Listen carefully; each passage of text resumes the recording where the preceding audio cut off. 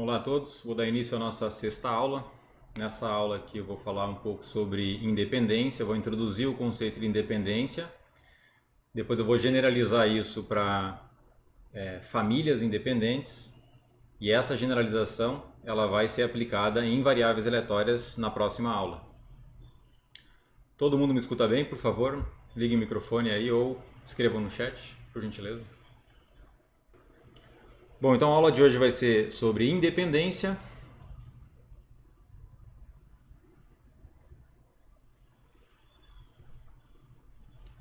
E eu vou iniciar utilizando o modelo de probabilidade ômega AP.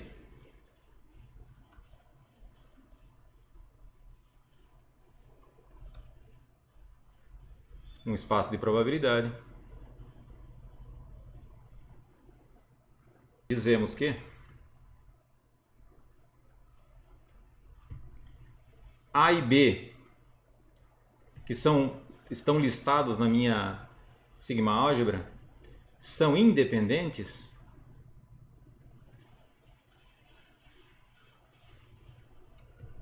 se e somente se a probabilidade da interseção é igual ao produto das probabilidades. Isso aqui vale para qualquer conjunto A e B, também chamados de eventos. Tá? Qualquer elemento da minha sigma álgebra é chamada de evento. O evento ômega seria o evento certo, o evento vazio seria o evento impossível, e quaisquer outros elementos lá dentro são simplesmente chamados eventos do meu experimento.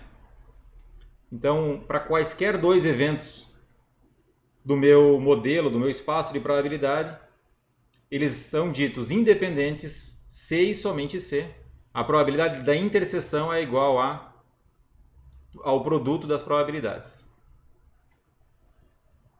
Então é importante que vocês não confundam independência com conjuntos disjuntos.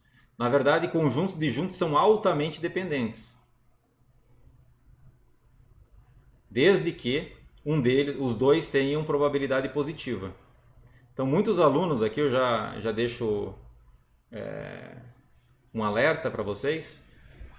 Muitos alunos confundem independência com o conceito de conjuntos disjuntos.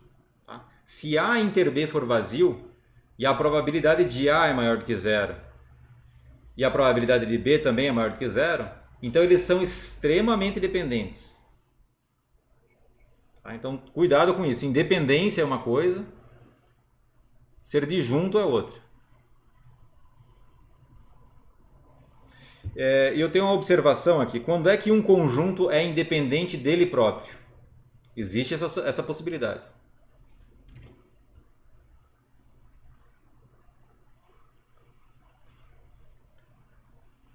Então, um evento, um conjunto na minha sigma álgebra é independente dele próprio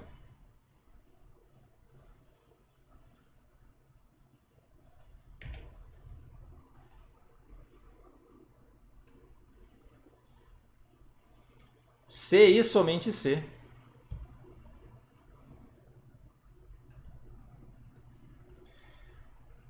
ele cumpre a definição. A probabilidade de A interseção A é igual à probabilidade de A multiplicado pela probabilidade de A. Quando é que isso aqui ocorre? Isso aqui ocorre se e somente se a probabilidade de A é igual à probabilidade de A ao quadrado. Quando é que isso aqui ocorre, pessoal? Existe alguma situação específica em que isso ocorre? Quando é que... Exatamente. Exatamente. Se o P de A for igual a zero, isso aí ocorre, e se o P de A for igual a 1, também ocorre. Ou seja, nos dois casos, e apenas nos dois casos, se e somente se, a probabilidade de A for 0 ou 1. Então eu vou escrever, em vez de igual, eu vou colocar pertence ao conjunto, que lista dois elementos, 0 ou 1. Então, se você tem um evento cuja probabilidade é zero, você sabe que ele é independente dele próprio. Ou, de outra forma, se você tem um evento que tem probabilidade 1, então ele também é independente dele mesmo. Porque ele cumpre a definição. Perfeito? Deixa eu ver se eu tenho mais algum outro detalhe.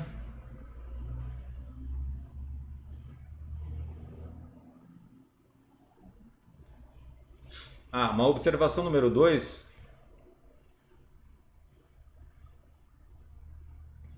Se A e B são disjuntos,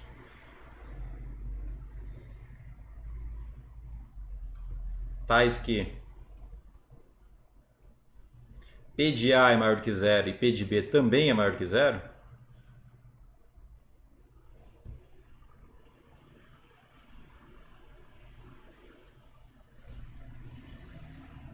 então a probabilidade de A interseção B, quanto é? Eles são disjuntos. Isso aqui é igual a zero.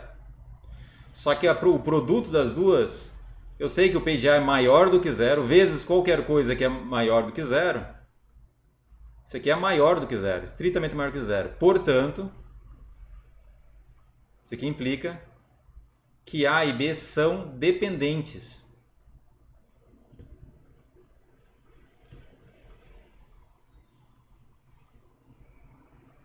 Por que eles são dependentes? Porque eles não são independentes. Sempre que dois eventos não forem independentes, ou seja, tem uma diferença aqui, o A e o B eles são considerados dependentes probabilisticamente.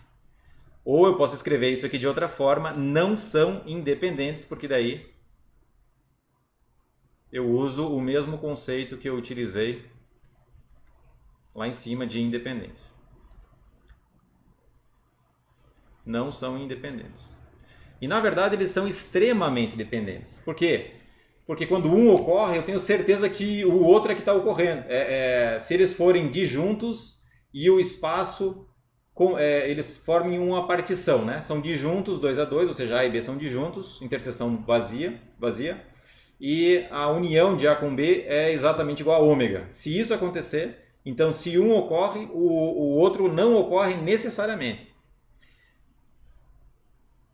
Então aqui eu tenho ainda mais algumas observações, mas eu vou escrever como note. Note que se a probabilidade de A, antes disso, deixa eu escrever para dois conjuntos quaisquer, tá?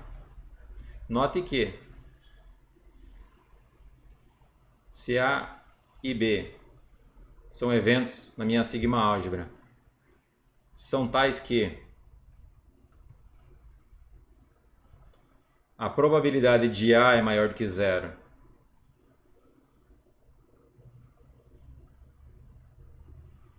e a probabilidade de B também é maior que zero. Não são disjuntos nesse caso, tá? Não precisam ser disjuntos.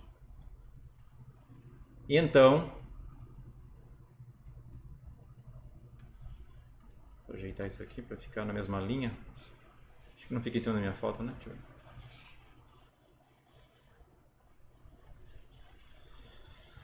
Então, A e B são independentes. Vou colocar serão independentes, C e somente C.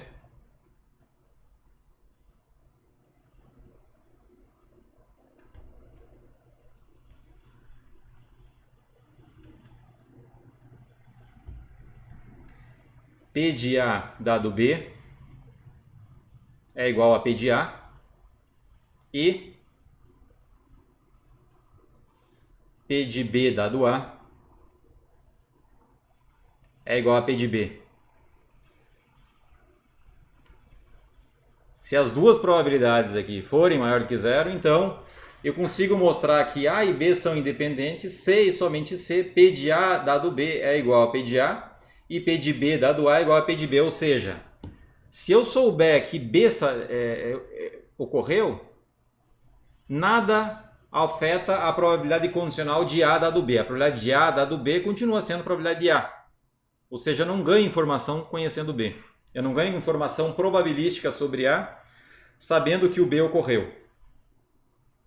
É isso que eu quero dizer com independência, desde que as probabilidades sejam maiores do que zero. Por que precisam ser maiores do que zero as probabilidades? Porque senão essa probabilidade condicional não é definível. Perfeito? Deixa eu ver se alguém escreveu alguma coisa aí, não.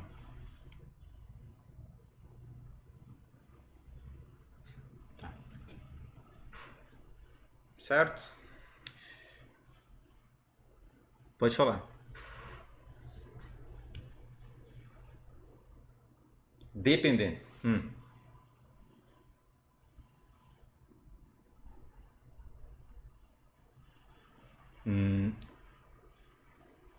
Sim. Por definição de probabilidade, se A e B são disjuntos, a probabilidade da união continua sendo igual à soma das probabilidades. Não tem problema nenhum. Isso não afeta a definição da medida de probabilidade.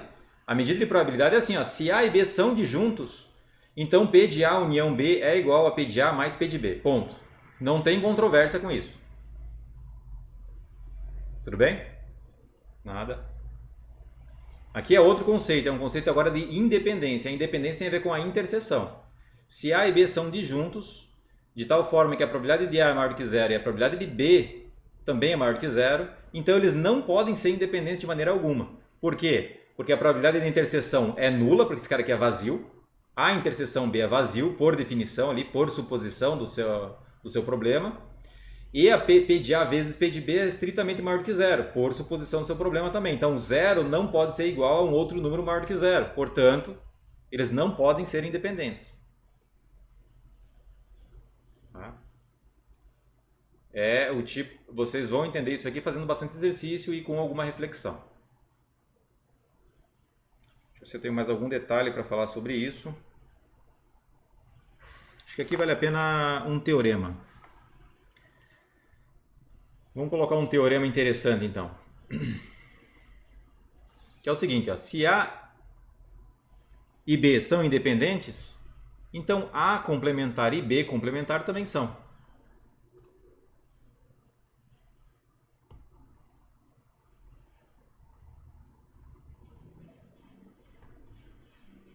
Se A e B eu posso colocar forem independentes, então A complementar e B complementar também são.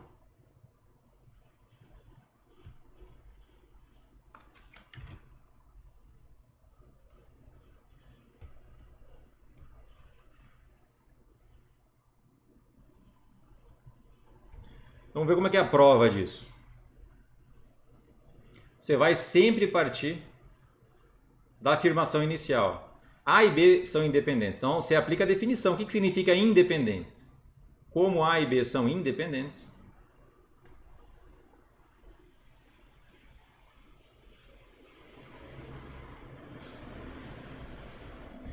a probabilidade da interseção precisa ser necessariamente igual ao produto das probabilidades. Agora o próximo passo é o seguinte, olha, eu preciso reescrever essa igualdade. Então presta bem, ó, eu voltei para a definição de independência porque o problema está me dizendo que eles são independentes. Então vamos assumir que A e B são independentes. Então sob essa suposição eu tenho uma igualdade. A probabilidade da interseção precisa ser o produto das probabilidades. Só que eu preciso agora reescrever isso aí em termos de A complementar e B complementar. Então eu posso pegar esse cara aqui e escrever ele como em termos de, usando uma das propriedades da probabilidade, a probabilidade de A é igual a 1 menos a probabilidade de A complementar. A probabilidade de B é 1 menos a probabilidade de B complementar. Certo? Eu vou reescrever isso dessa forma.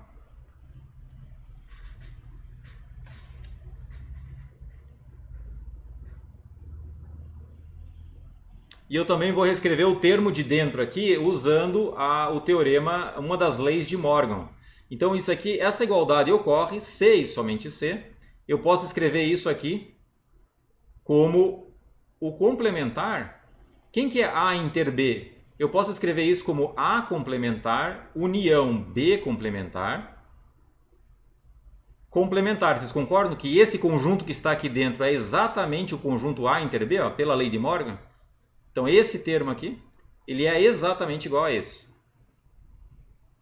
Agora eu vou reescrever isso aqui também. Quem que é o P de A? Na verdade, o P de A eu posso escrever como P de A 1 menos P de A complementar.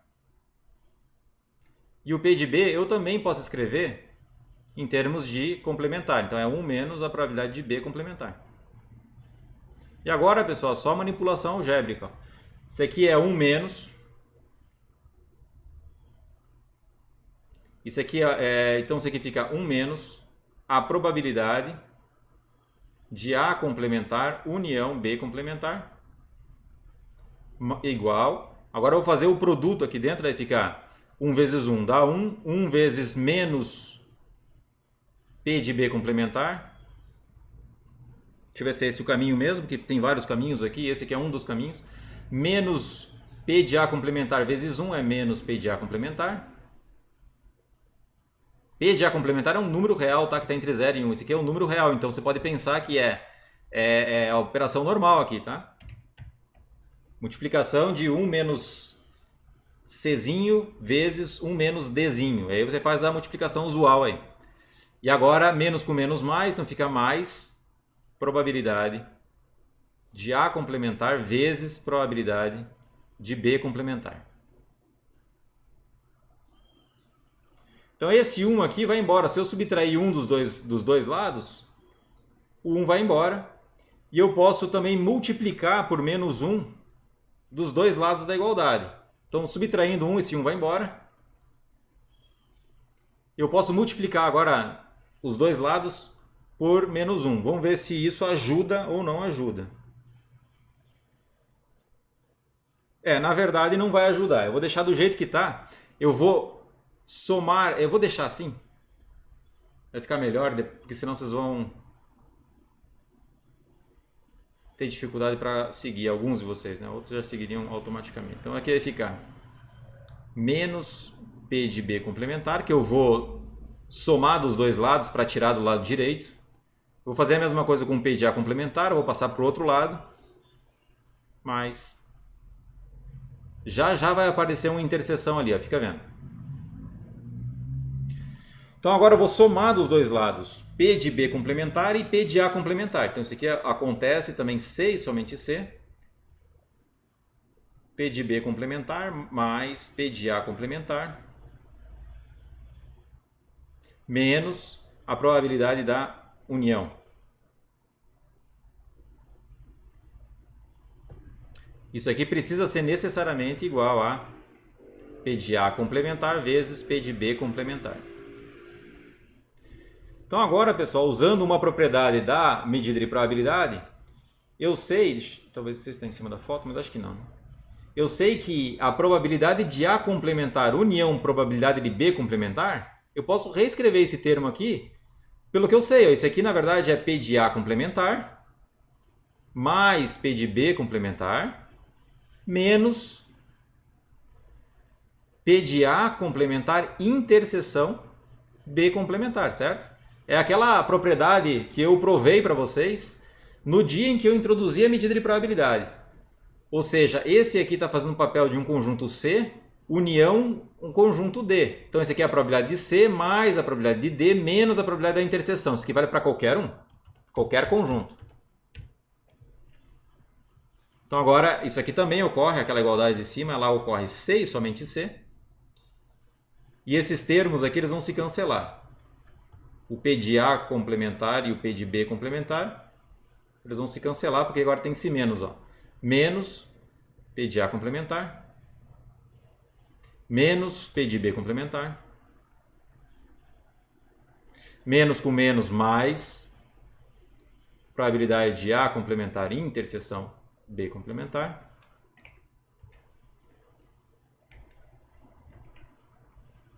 Só vendo se está gravando aqui, está tudo ok. Isso precisa ser igual necessariamente a P de A complementar vezes P de B complementar. Então agora esses termos aqui vão embora, ó, P de B vai embora com menos P de B P de A complementar, desculpa, P de B complementar vai embora com menos P de B complementar, P de A complementar vai embora com menos P de A complementar, e o que sobra, pessoal, a probabilidade da interseção de A complementar com B complementar tem que ser igual à probabilidade de A complementar vezes a probabilidade de B complementar. Portanto, por definição, se aqui ocorre C e somente C, a probabilidade de A complementar interseção B complementar é igual ao produto das probabilidades. Ora, isso aqui está dizendo que A complementar e B complementar são independentes. Então, isso aqui é C somente C. A complementar e B complementar são independentes.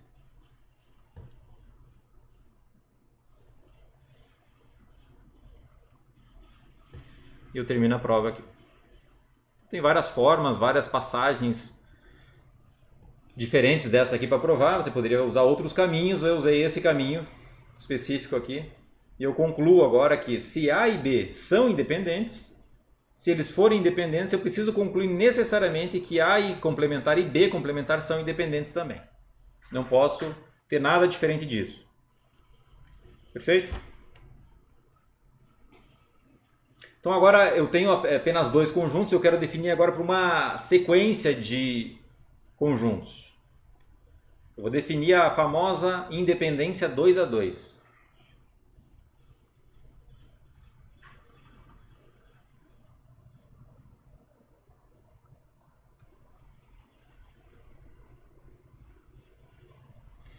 Então sejam,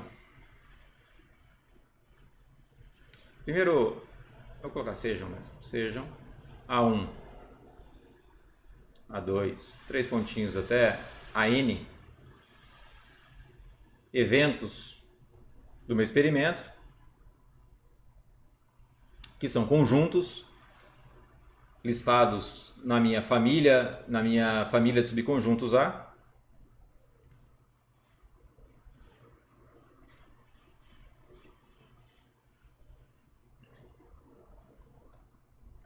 Dizemos que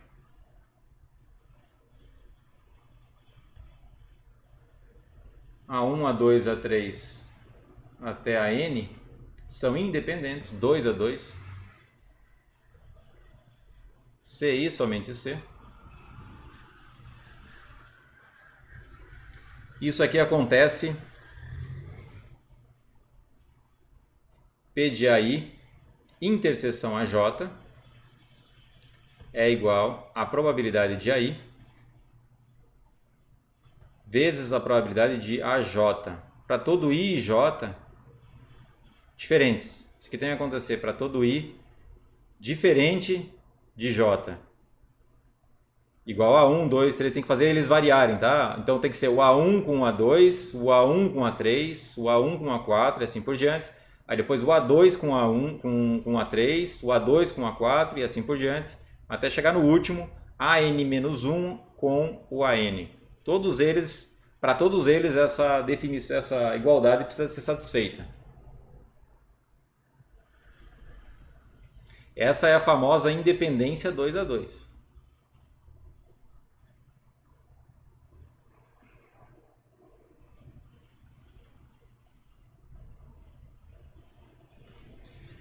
Então vou dar um exemplo para vocês entenderem que essa independência 2 a 2, ela tem algumas limitações. E esse exemplo eu vou fazer por meio de um experimento bem simples,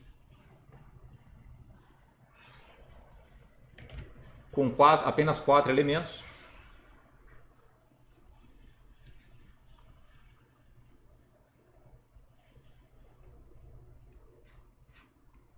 Vou deixar a fórmula ali em cima para a gente olhar. Então, exemplo, seja ômega um conjunto que tem 4 elementos. 1, 2, 3, 4.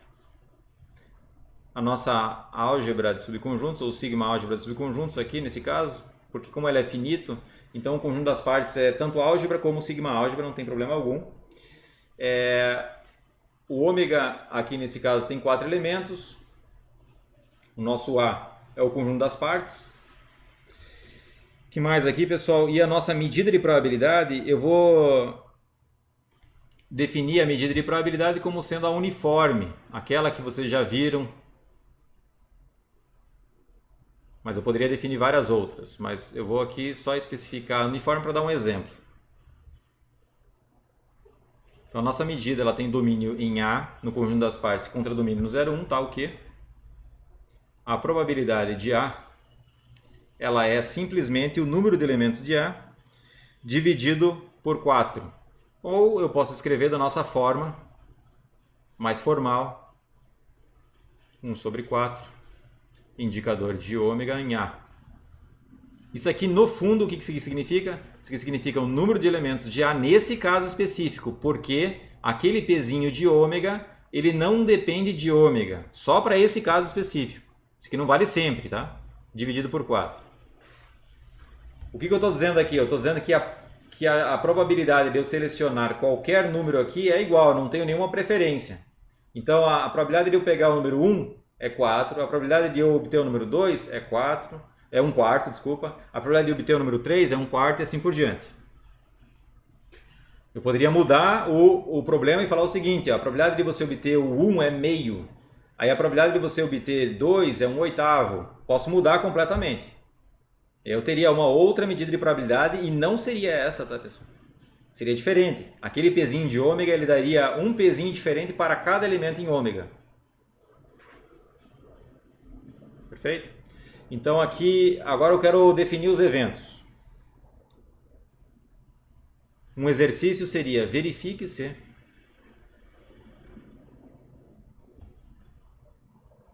A1 igual ao conjunto que lista dois elementos, 1, 2. A2 também lista dois elementos, agora nesse caso 1, 3. E A3, um conjunto que também lista 3 elementos e agora 1, 4. Verifique se são independentes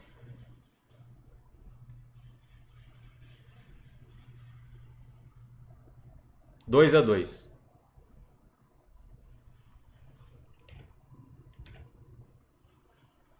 Então vamos verificar.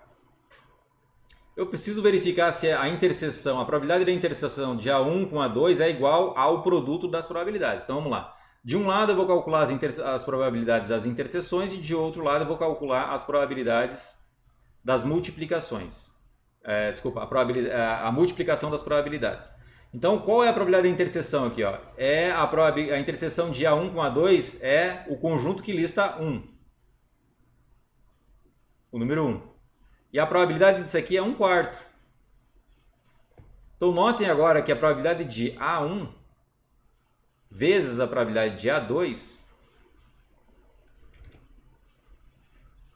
a probabilidade de A1 tem dois elementos. Então 2 dividido por 4 é 1 meio vezes 1 meio que dá 1 quarto.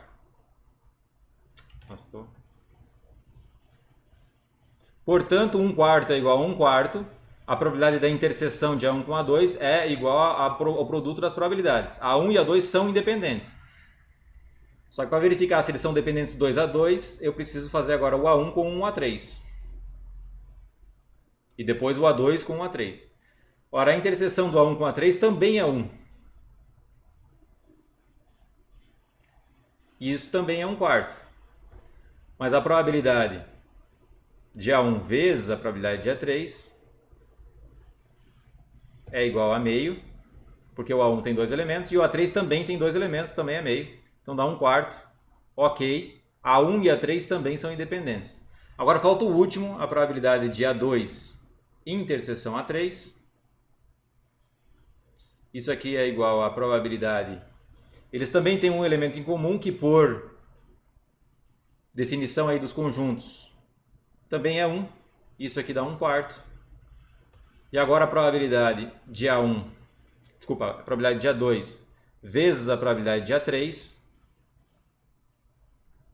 é meio vezes meio, que é 1 quarto. E, portanto, esse deu certo. 2 a 2 para todos eles.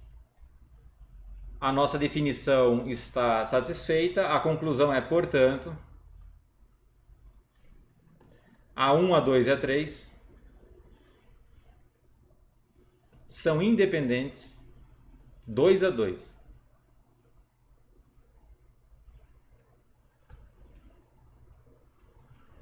Dois a 2.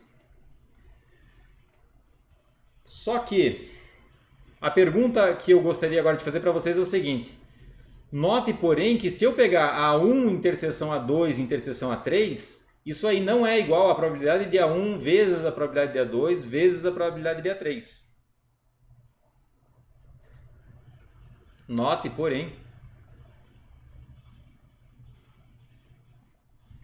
que a probabilidade da interseção de todos eles, de A1 com A2 e A3, isso aqui é a probabilidade de sair o número 1, porque todos eles têm somente o 1 em comum.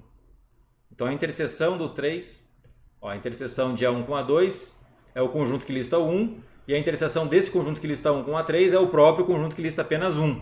Então a probabilidade desse cara aqui é 1/4. Isso aqui é diferente da probabilidade de A1 vezes a probabilidade de A2 vezes a probabilidade de A3, que é 1/8. Isso aqui é meio vezes meio vezes meio. Então 1/8. Então aqui eu vou precisar definir um novo conceito de independência se eu quiser que isso aqui ocorra, se eu quiser que a probabilidade da interseção de todos eles seja o produto de suas probabilidades. Eu tenho um novo conceito para vocês, então, que vai ser o conceito de independência mútua, ou mutuamente independentes. Só ver se ainda está gravando.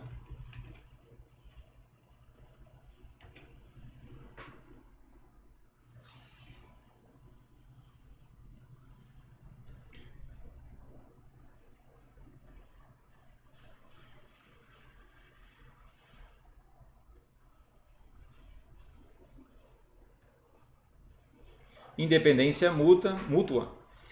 Eu vou iniciar o problema dessa forma. Dizemos que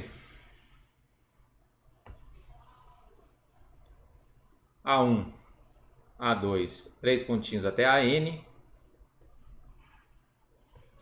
eles são todos elementos da minha sigma álgebra, portanto eventos do meu experimento. Dizemos que A1, A2 até AN são mutuamente independentes ou coletivamente independentes.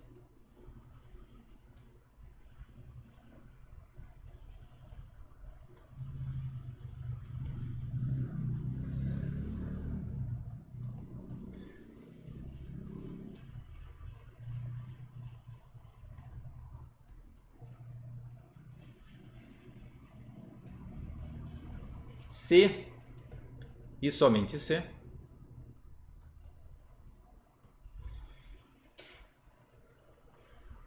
eu tenho o seguinte, ó, eu vou escrever usando uma notação geral, se a probabilidade da interseção de todos eles, para esse I correndo agora num conjunto de índices, que eu vou chamar de M, se essa probabilidade é igual ao produtório, para I correndo no índice no nosso conjunto de índices M, das probabilidades de AI. Isso aqui tem que ocorrer para todo M, para todo conjunto M que está contido em 1, 2 até N, tal que o número de elementos de M é maior ou igual a 2.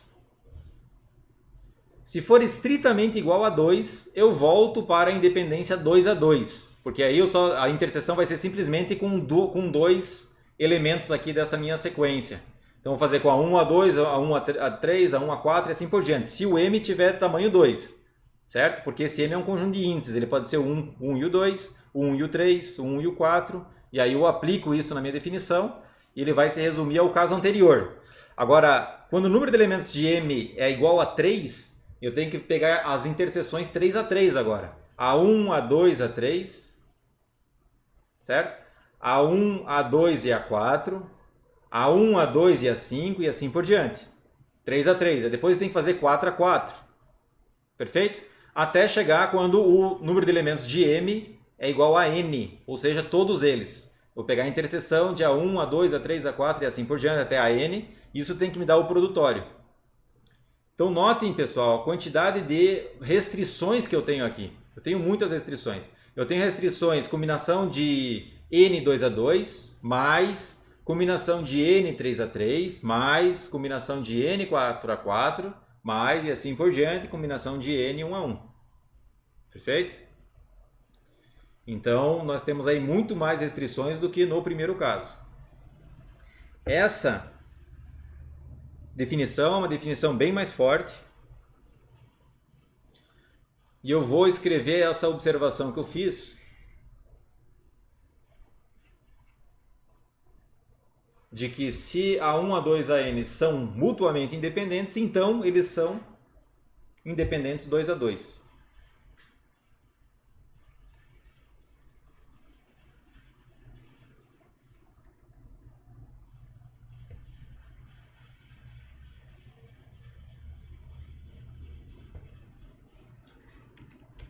Forem mutuamente independentes,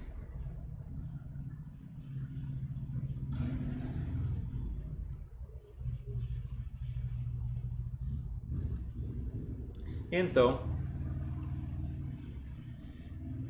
A1, A2, A3 e até AN devem ser independentes 2 a 2.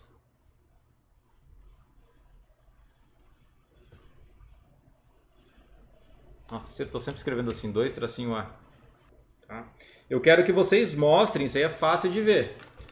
O que você precisa mostrar aqui é o seguinte, ó, que você consegue reescrever essa definição, uma dica, né? Você consegue reescrever essa definição aqui, exatamente usando esse conjunto M, só que agora o número de elementos de M tem que ser exatamente igual a 2.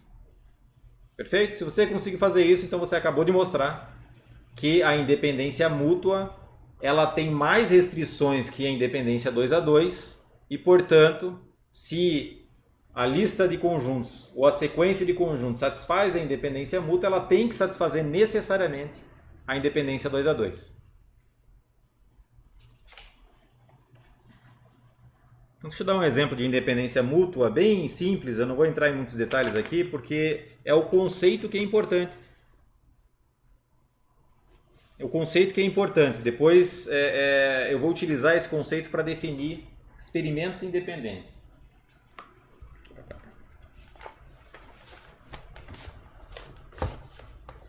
Vou pegar o mesmo exemplo anterior.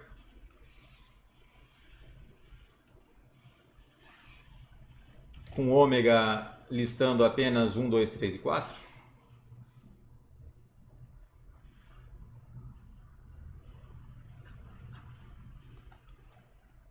E eu vou roubar aqui, tá, pessoal? Eu vou fazer um truquezinho sujo. Eu não deveria fazer isso, mas eu vou fazer porque eu não tenho muito tempo aqui, tá?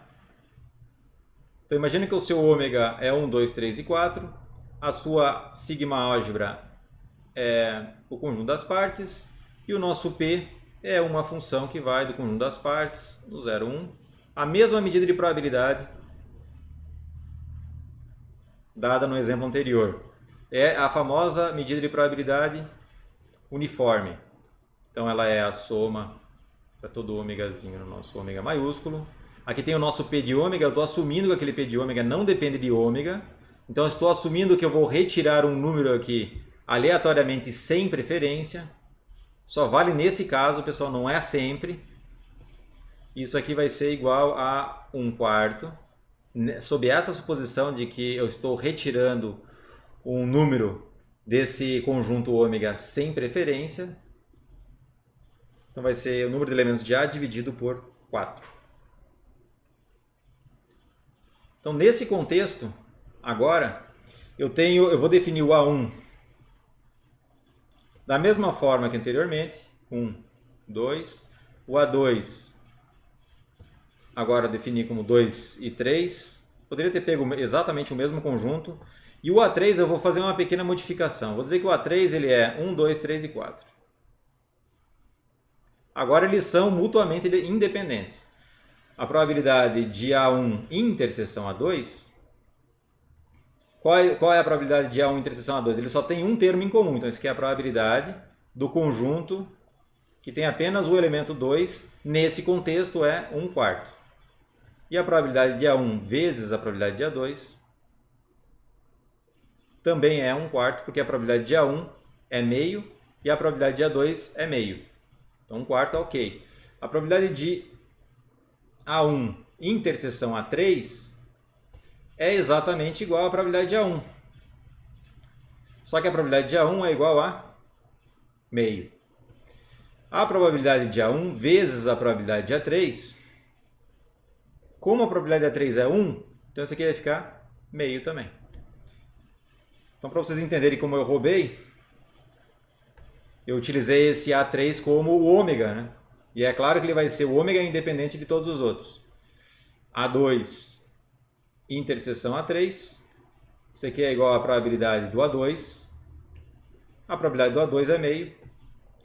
Também temos que a probabilidade do A2 vezes a probabilidade do A3.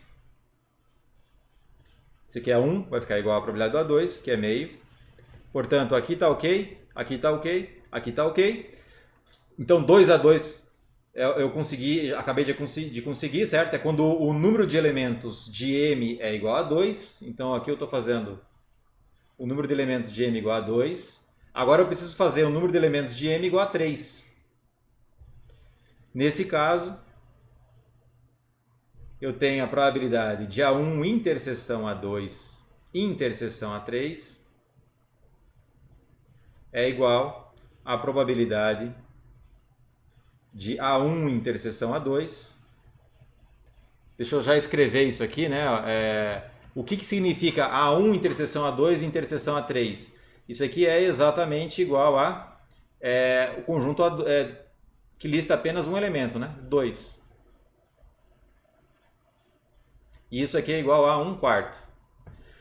A probabilidade de A1 vezes a probabilidade de A2 vezes a probabilidade de A3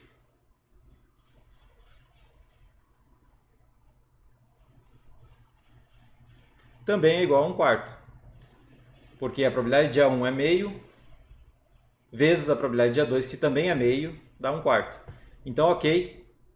Notem que para esse exemplo, A1, A2 e A3 são coletivamente independentes.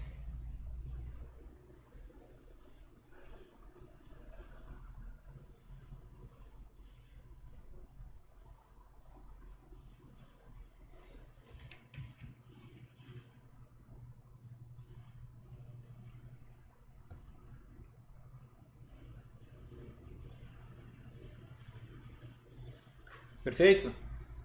Eu vou tentar reescrever isso aqui, ó, para esses dois casos, tá? Observação, só para vocês tentarem visualizar. A nossa fórmula é essa aqui, ó. É a probabilidade da interseção de AI para todo I pertencente a M. Isso aqui tem que ser igual à probabilidade de... antes dessa probabilidade tem o produtório de I pertencente a M de P de AI. Só para vocês visualizarem, tá, pessoal? Para o nosso exemplo, o M ele tem que ser subconjunto de 1, 2, 3. São 3 conjuntos ali que eu tenho. E o número de elementos de M tem que ser maior ou igual a 2. Certo? Então, qual é a primeira possibilidade? Quando o número de elementos de M é igual a 2. Então, quando o número de elementos de M for exatamente igual a 2, quais são as possíveis conjuntos M que eu posso criar? Eu posso criar o conjunto 1, 2. Por que eu não posso criar o 1, 1 aqui? Porque esse conjunto 1, 1, ele só tem um elemento, é o elemento 1 lá dentro. Então, por definição de conjunto, né? Pelo axioma da extensão. Então, se eu tenho dois elementos diferentes lá, C e somente C, o segundo e o primeiro elemento listados, eles precisam ser diferentes. Se eu coloco 1, 1 aqui, eu não tenho dois elementos, eu tenho apenas um elemento. Então, eu tenho o M, ele pode ser 1, 2, ele também pode ser 1, 3, e ele também pode ser 2, 3. Não tem mais nenhuma outra possibilidade. São essas três únicas possibilidades. Quando o M é esse conjunto, aí eu vou ter as possibilidades já listadas lá em cima. Eu vou ter que pegar o A1 e o A2 e verificar se isso aqui é igual ao produto de A1 com A2. Ao produto das probabilidades de A1 e A2. Quando eu estou aqui, o M, estou só fazendo, pessoal, porque muita gente também sente dificuldade nessa parte. Quando o M é isso aqui, agora eu vou ter que verificar. Quando o I igual a 1, então eu vou ter o A1. Quando o I igual a 3, eu vou ter o A3. Tem que verificar se isso aqui é verdade.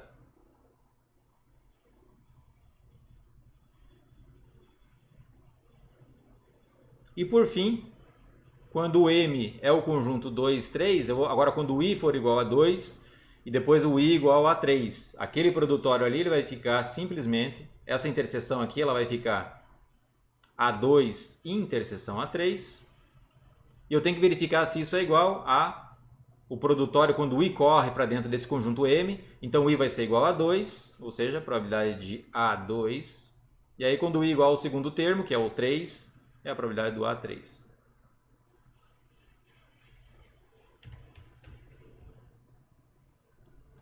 Tá? Então, quando o M é igual a 1, eu tenho isso. Quando o M é igual ao conjunto 1, 2, eu tenho aquilo. Quando o M é igual ao conjunto 1, 3, eu tenho esse outro. E quando o M é igual ao conjunto 2, 3, eu tenho que verificar essa outra condição. Agora, quando o número de elementos é igual a 3, eu só tenho uma possibilidade. O M ele tem que ser 1, 2, 3. E aí, nessa condição, tem que verificar se a probabilidade do A1 interseção A2 interseção A3 é igual à probabilidade de A1 vezes a probabilidade de A2 vezes a probabilidade de A3. Tá? Se eu tivesse 4 conjuntos, se aqui em vez de A1, A2, A3, eu tivesse A1, A2, A3, A4, aí, pessoal, esse conjunto aqui ficaria... O M teria que ser subconjunto de 1, 2, 3 e 4. Teria que ter aqui, certo? Mais um termo aqui. E aí, quando o número de elementos de M igual a 2, eu tenho várias possibilidades. Eu tenho, quando M é o conjunto que lista 1, 2, 1, 3 e 1, 4. Aí, 2, 3, 2, 4 e 3, 4. Então, teria mais dois conjuntos aqui. 1, 2, 1, 3, 1, 4. 2, 3 e 2, 4 e 3, 4. Teria mais 3 conjuntos, se eu não me engano, não é isso?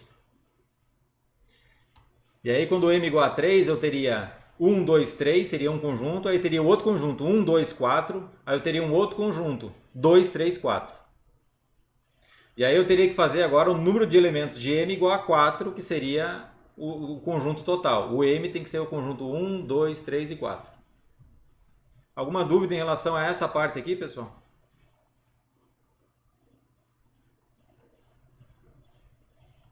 Então, para verificar independência 2 a 2, eu só pego isso aqui. Para verificar independência mútua, eu preciso de, além da 2 a 2, eu preciso de mais uma restrição. Portanto, a independência coletiva ou independência mútua, ela é mais restrita, ela é mais exigente do que a independência 2 a 2. Se você quer verificar a independência mútua, você sabe que não são independentes, para mostrar que eles não são independentes mutuamente, basta você mostrar um exemplo só, né? Basta você mostrar um caso em que aquilo não acontece. Então a estratégia pode ser você buscar a restrição, a parte mais restrita da definição. Seria uma forma de você ir lá direto para o M listando todos os índices. Então eu vou fazer uma observação geral. Como está acabando essa folha aqui, eu faço essa observação e depois na próxima folha eu já inicio um novo tópico, que vai ser independência de sigmas álgebras. E espaço produto. Eu quero ver quanto tempo eu tenho, que eu quero passar espaço produto, que é importante. Tá, temos bastante tempo ainda.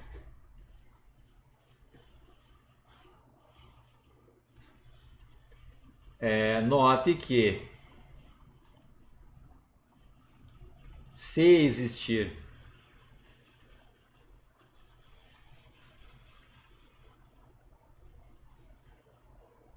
se existir M subconjunto de 1, 2 até N, tal que a probabilidade da interseção de AI para I pertencente a M é diferente, seja diferente do produtório,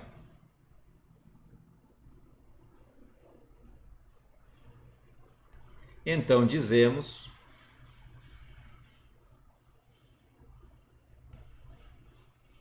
que A1, A2 e assim por diante, até a N, não são mutuamente independentes.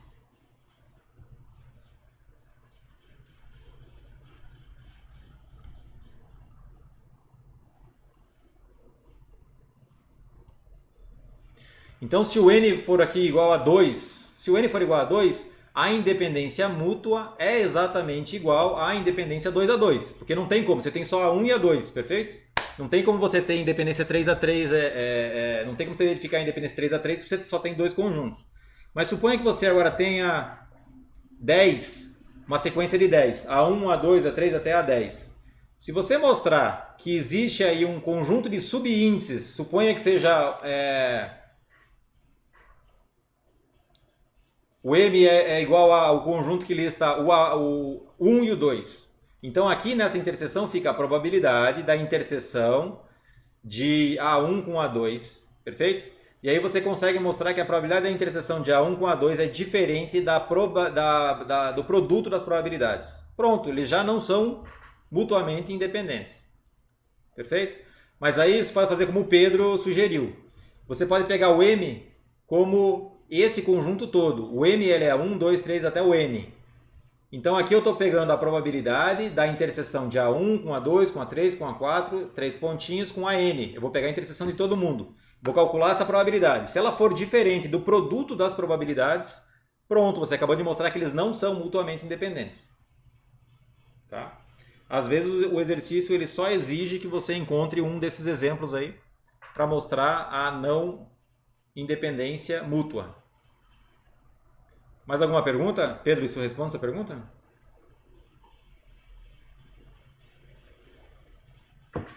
Legal.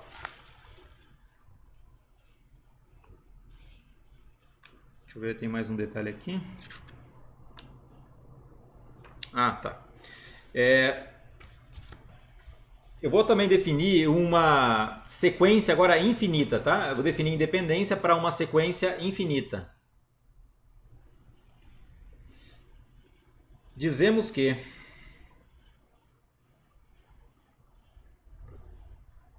A1, A2, 3 pontinhos, é uma sequência agora infinita, são mutuamente independentes.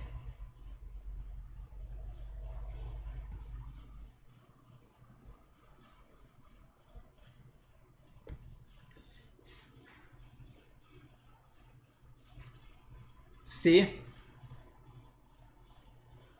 para cada n maior ou igual a 2,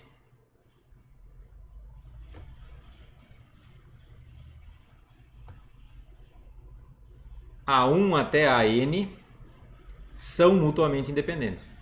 Então só preciso verificar para sequências finitas. Aí eu verifico para n igual a 2, n igual a 3, n igual a 4 e assim por diante. Tem que valer para todo n. E eu vou colocar 6 somente C aqui, tá? 6 somente C. Deixa eu ver se eu consigo passar. Consegui.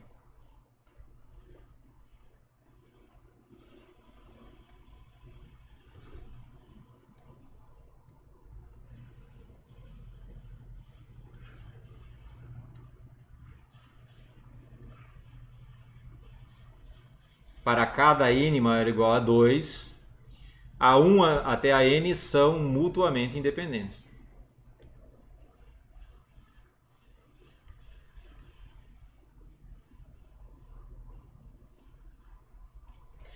Então você não precisa verificar para a sequência infinita toda. Imagina, uma sequência infinita você não consegue, né? Como é que você aplica essa definição? Porque esse produtório aqui pode ficar difícil de calcular. Pode ser sempre zero. Perfeito? Então você não vai conseguir calcular em alguns casos. Se você define desse jeito, que é para cada n maior ou igual a 2, então você tem ali uma sequência de índices, tem um conjunto de índices sempre finito, né? O m, ele vai ter 2 elementos, depois o m vai ter 3, depois 4, depois 5, 6, você tem que ver para todos esses.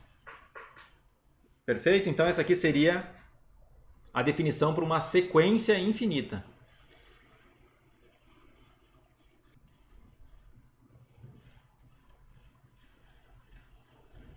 Uma sequência infinita de eventos. Vou jogar isso aqui um pouquinho mais para a esquerda. Então, alguma dúvida, pessoal, escrevam aí no chat para a gente discutir, caso vocês queiram. Essa definição é importante.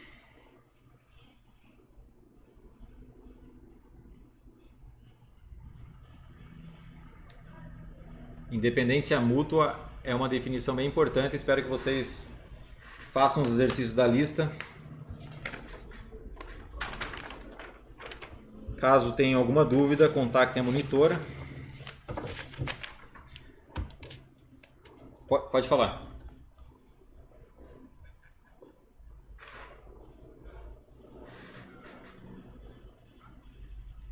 Exatamente. Para todas as sequências finitas, para n igual a 2, 3, 4, 5 e assim por diante.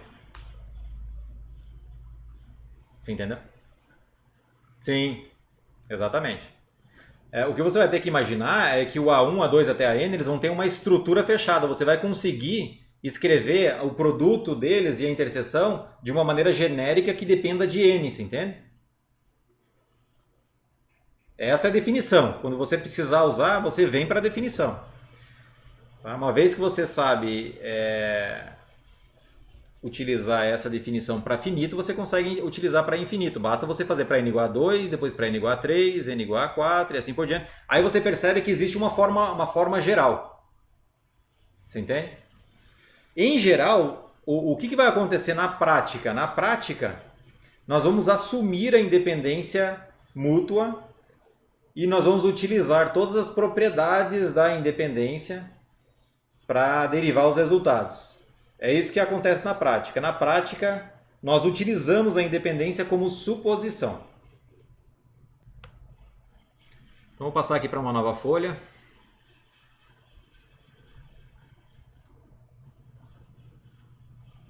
Deixa eu ver se eu já estou no início dela. Sim, perfeito.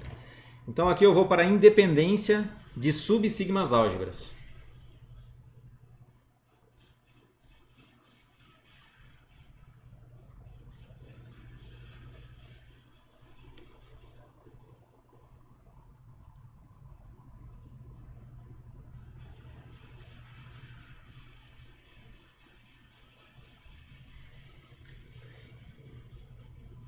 Então, seja ômega AP um espaço de probabilidade,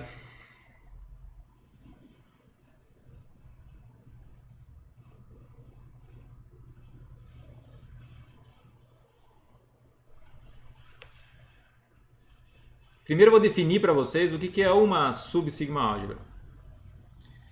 Dizemos que A1 A1 que está contido em A é uma subsigma álgebra.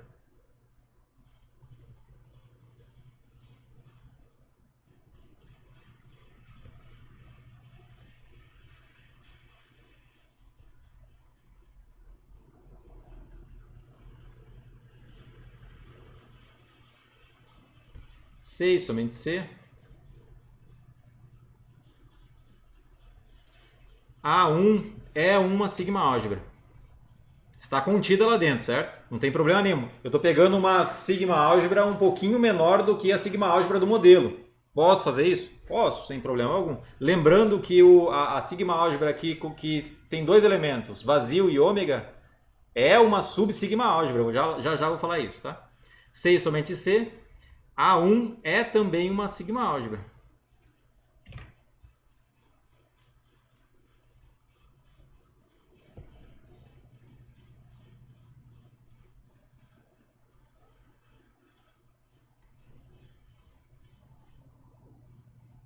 De subconjuntos de ômega.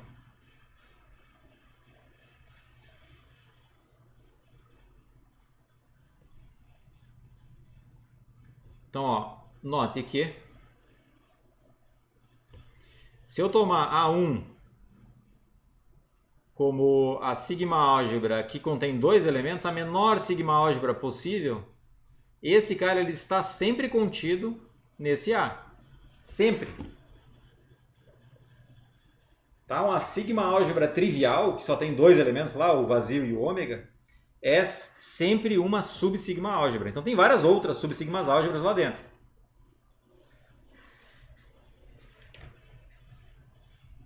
Além disso, vou dar mais uma, tá? Se A for um elemento, Azinho pequeno for um elemento de A, eu posso criar uma subsigma álgebra que contém A.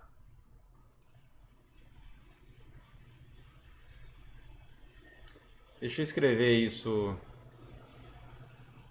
mais para baixo.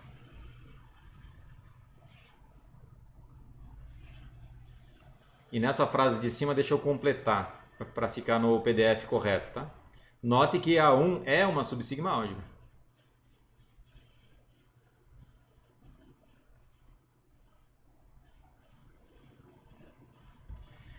Além disso, para qualquer A que você pegue que seja elemento de A caligráfico, temos que esse A1 específico que eu vou definir agora contém vazio, ômega, A e A complementar. Isso aqui também é uma sigma álgebra.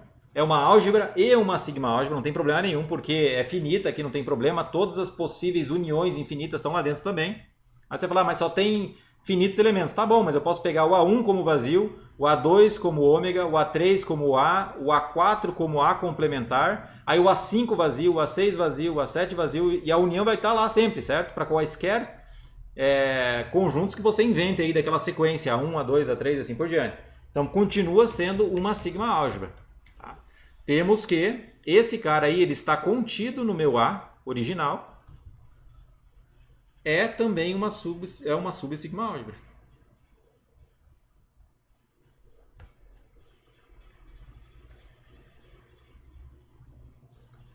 Tem vários exemplos de subsigmas álgebras, mas eu acho que vocês entenderam o conceito aí, certo? Se você tem uma sigma álgebra qualquer, você pode criar uma nova subsigma, você pode criar uma subsigma álgebra a partir de um elemento da minha sigma álgebra. Eu pego esse elemento, insiro na minha subsigma álgebra com seu complementar. Essa nova sigma álgebra vai ser uma subsigma álgebra. Então olha que interessante. Eu vou deixar esse note aqui com asterisco. Então agora vem uma definição. Então tenho a primeira definição aqui de subsigma álgebra. E agora eu tenho outra definição de independência entre duas subsigmas álgebras. Dizemos que... Vou colocar considere, tá? Primeiro considere A1 e A2, A1 caligráfico e A2 caligráfico, duas subsigmas álgebras. Duas subsigmas álgebras.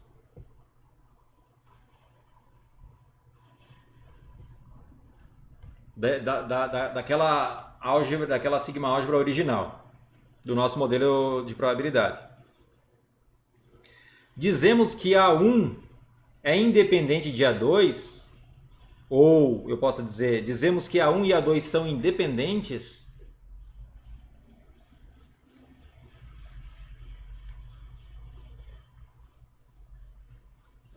que A1 e A2 são independentes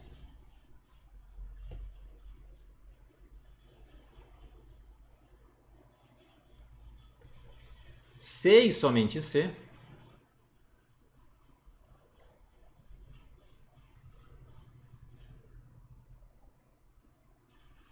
olha que interessante isso aqui, hein, pessoal? Como elas são subsigmas álgebras, o A1 caligráfico está contido aqui dentro e o A2 caligráfico também está contido aqui dentro. Para cada elemento em A1 caligráfico, eu preciso ter uma medida de probabilidade, porque é um subconjunto do domínio. Para A2 caligráfico, eu também preciso ter medidas de probabilidade para todos os eventos lá dentro. Então, tudo está muito bem definido. Então, a A1 e a A2 são duas subsigmas álgebras de A, da nossa sigma álgebra original. A1 caligráfico e A2 caligráfico são independentes, somente 6, isso aqui acontece. A probabilidade de A1 interseção A2 é igual ao produto de A1 vezes a probabilidade de A2. Isso tem que acontecer para todo A1 na minha subsigma álgebra A1 caligráfico e A2 elemento na minha subsigma álgebra A2 caligráfico. Notem que isso aqui tem uma diferença em relação lá à definição de independência mútua. Deixa eu colocar isso aqui no ambiente verde.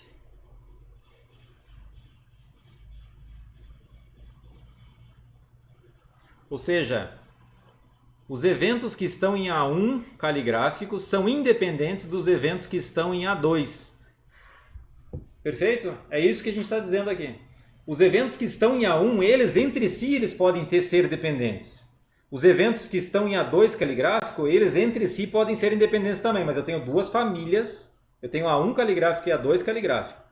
Os elementos de uma família com os elementos de outra família são independentes, tá?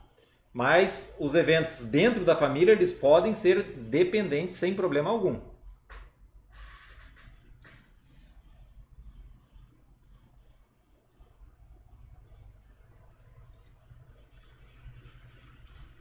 Vou fazer agora a observação.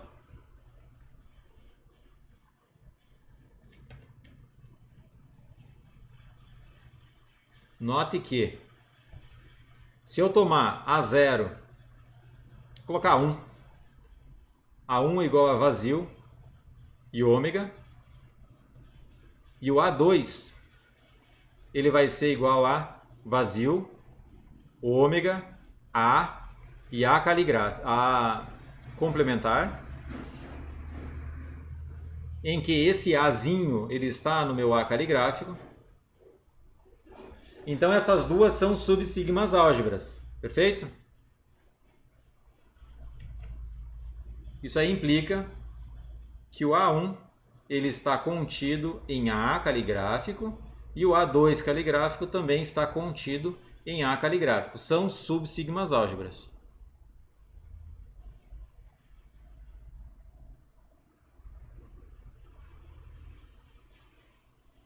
Além disso,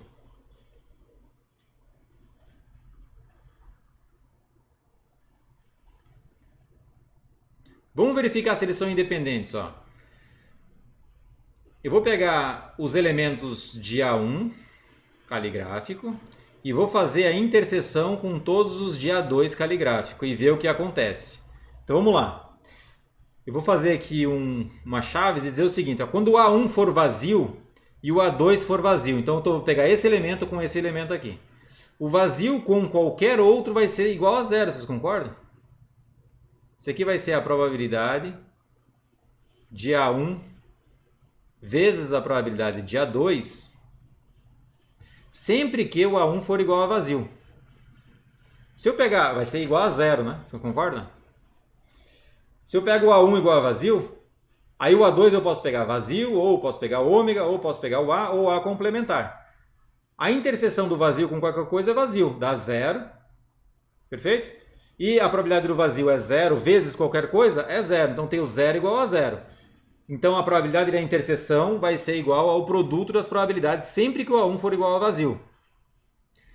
Se o A1 for igual a vazio, ou se o A1 for igual a ômega também. O vazio funciona para o vazio, mas funciona também para o ômega. Porque vai dar 1 agora, certo? Essa probabilidade aqui do A1 vai ser 1. E a probabilidade da interseção vai ser exatamente igual à probabilidade do A2. Portanto, a probabilidade do A2 é igual à probabilidade do A2. Isso vai acontecer para qualquer evento, só que aí não vai ser mais igual a zero. Vai ser igual a zero se o A1 for vazio. Tem mais alguma outra opção? Não tem mais nenhuma outra opção, né? Então nem preciso desse parênteses aqui. Nem preciso dessa chave. Isso aqui vai acontecer para todo mundo. Tá? Isso aqui acontece para A1 igual a vazio, e a A1 igual a ômega, e qualquer outro, o A2 pode ser qualquer coisa aqui. Então eu posso simplesmente retirar isso aqui e dizer que ele vale para todo mundo. Ele vale para todo A1 no meu A1 caligráfico e também vale para todo A2 no meu A2 caligráfico. Portanto, A1 caligráfico e A2 caligráfico são independentes.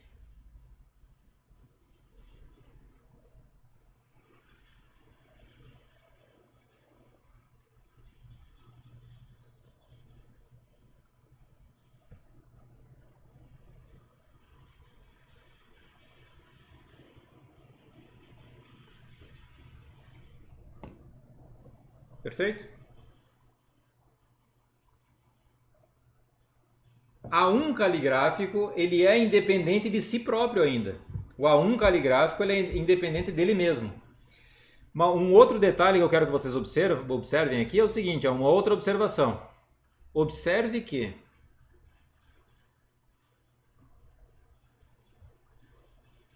se A1 contém apenas eventos com probabilidade 1 ou 0,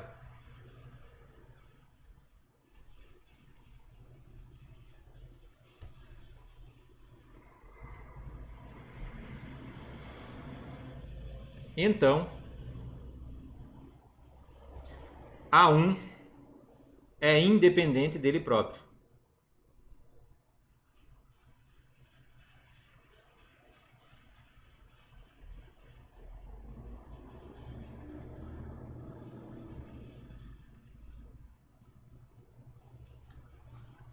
Pelo mesmo motivo que eu comentei lá no início, que o conjunto A é independente dele próprio se a probabilidade de A é igual a 0 ou 1. Agora, se o A1 só contém probabilidade 0 ou 1 lá dentro, ele vai ser independente dele próprio. Tá? Alguma pergunta, pessoal? Fique à vontade aí para escrever. Nós temos mais 30 minutos e eu preciso introduzir um novo conceito ainda. Vocês têm alguma dúvida em relação a isso? Então vejam bem, ó, se eu tenho uma subsigma álgebra, que é uma lista, é uma família de subconjuntos. A1 é uma família de subconjuntos, A1 caligráfico, e A2 caligráfico é uma família de subconjuntos. Eles têm como elementos eventos. Como é que eu verifico se essas duas famílias são independentes? Eu tenho que verificar se um termo dela, um elemento dela, ele é independente de todos os outros aqui. Então, eu vou pegar um A1 da família A1 caligráfico e vou verificar se ela é independente de todos os outros da A2. Vou fazer um A1, tarará. Aí depois eu vou pegar o segundo elemento de A1 caligráfico e verificar se ele também é independente de todos os outros. E assim por diante eu vou fazer com todos os elementos de A1 caligráfico. Vou pegar o A1 caligráfico, vou pegar o primeiro elemento de A1 e verificar se ele é independente de todos os outros de A2. E assim por diante com todos os outros elementos. Se isso acontecer, então A1 é independente de A2 caligráfico. Então A1 caligráfico é independente de A2 caligráfico. Se pelo menos um falhar, então os dois não são independentes. Se vocês tiverem alguma dúvida, por favor, ligue o microfone.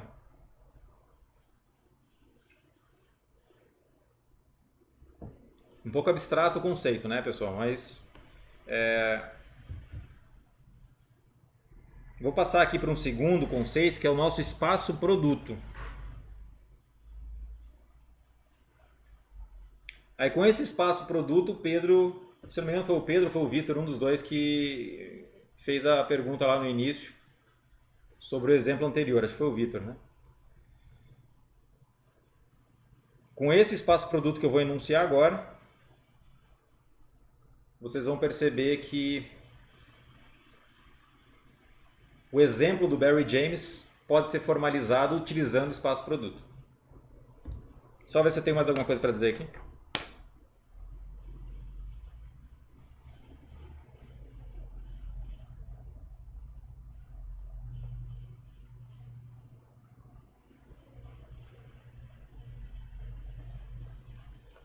Talvez eu vou fazer um desenho, aqui, pessoal, só para deixar um pouquinho mais claro isso aqui. Então, você tem lá o A1 e o A2, são subsigmas álgebras. Imagine que você tem o A1,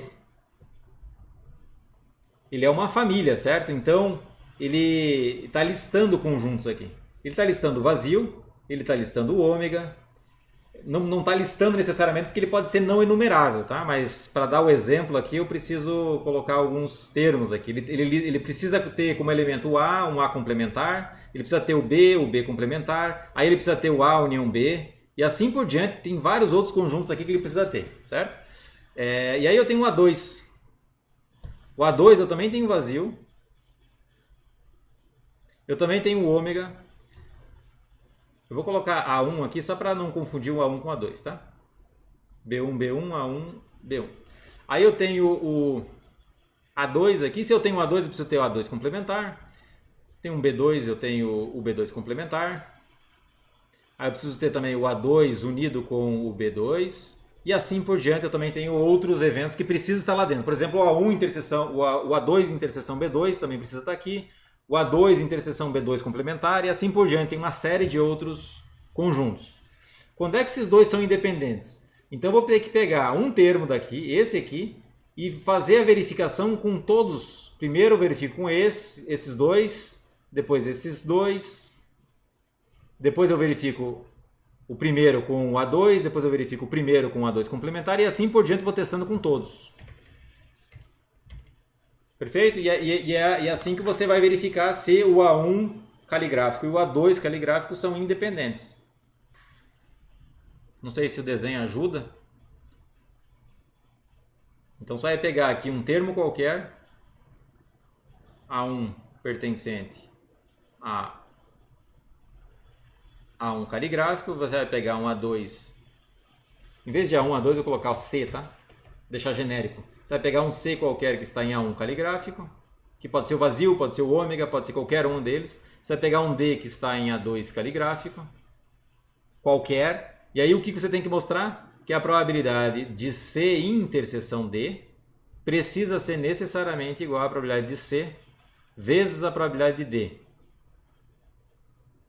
Então o C agora ele tem que correr aqui nesse A1 caligráfico. O C tem que ser o vazio.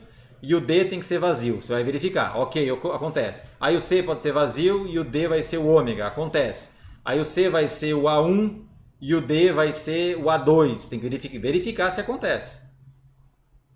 Para todos eles, não sei se vocês entenderam mais dessa outra forma aqui, mas pelo menos vocês têm um desenho aí para seguir.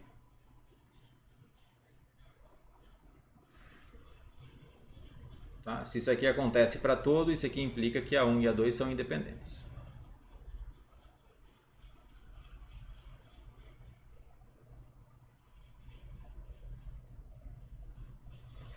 Então vou finalizar essa parte, não sei se vocês ainda estão me seguindo, deixa eu ver aqui. Vocês estão me escutando, pessoal? Só por favor digitem sim aí ou liguem o microfone. Obrigado, Daphne. Bom, então vou passar para outra parte, já que vocês não perguntaram nada. Que é o nosso espaço produto.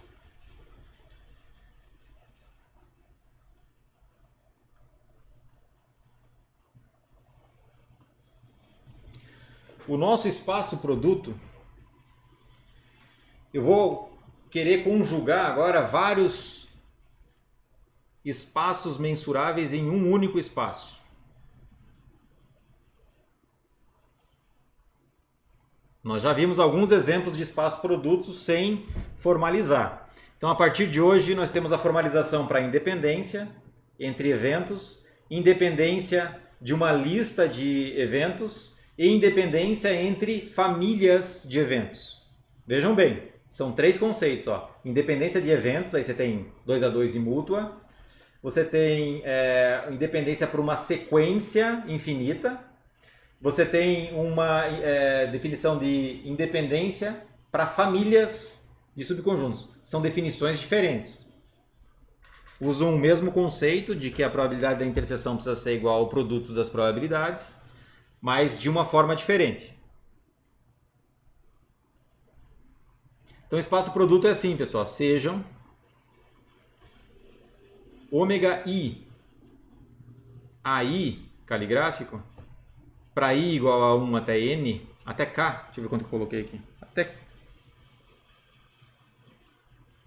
até K,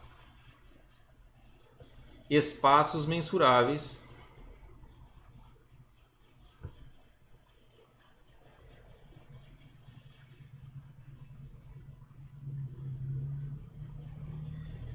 defina ômega, o nosso conjunto principal,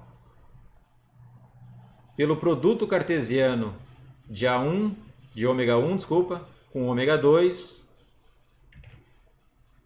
3 pontinhos, até o ômega K. Esse agora é o nosso ômega original. Depois eu vou dar um exemplo, vocês vão entender exatamente o que estou querendo dizer aqui. E a nossa sigma álgebra inicial, a nossa sigma álgebra do modelo final, ela vai ser a menor sigma álgebra gerada por C. E eu vou definir já quem é esse C. Em que esse C, ele é uma família que lista todos os conjuntos, os produtos cartesianos,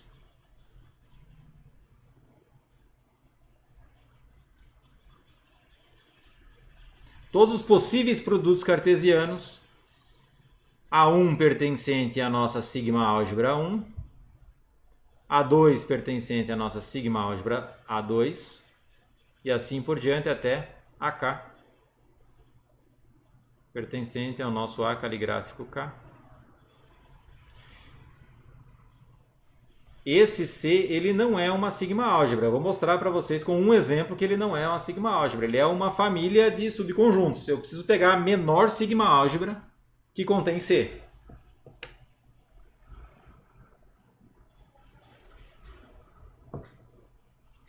Dizemos que o espaço ômega A caligráfico é o espaço produto. É o espaço produto mensurável.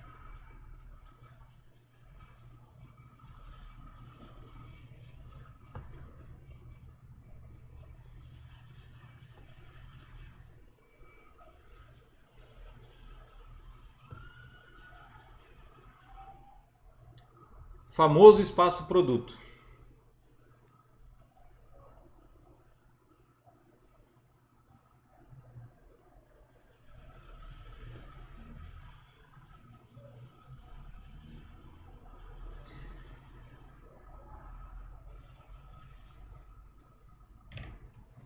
Seja P uma medida de probabilidade que vai do nosso A, esse A caligráfico aqui, que é a menor sigma álgebra que contém todos os retângulos,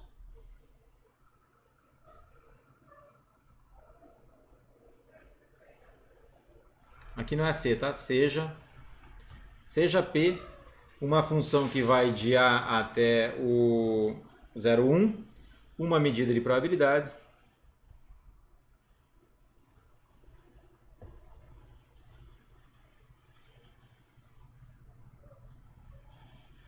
tal que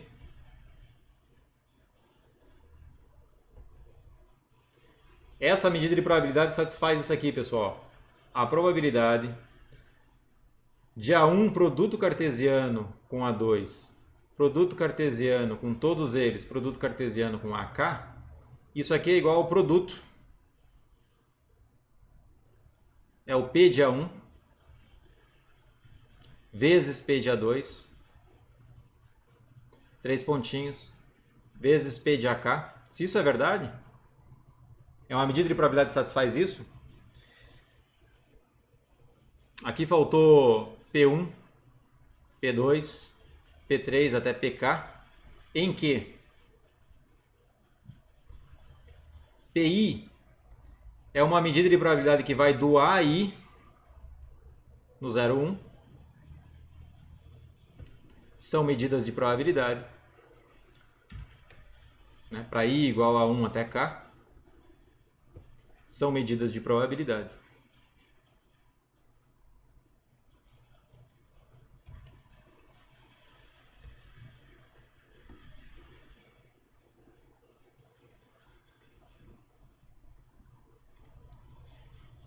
Deixa eu colocar um izinho bem evidente aqui, para vocês não terem problema depois. Então o P1 ele é uma medida de probabilidade cujo domínio é o A1. O P2 é uma medida de probabilidade cujo domínio é o A2, caligráfico, e assim por diante. Cada um desses P's aí, eles vão servir para formar uma nova medida de probabilidade. Então,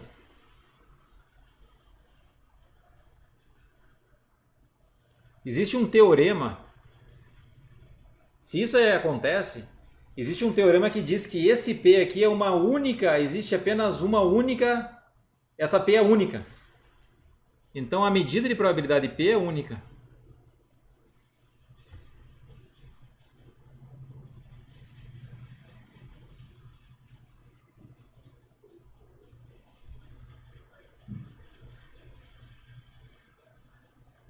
É única. E é dita ser a medida produto.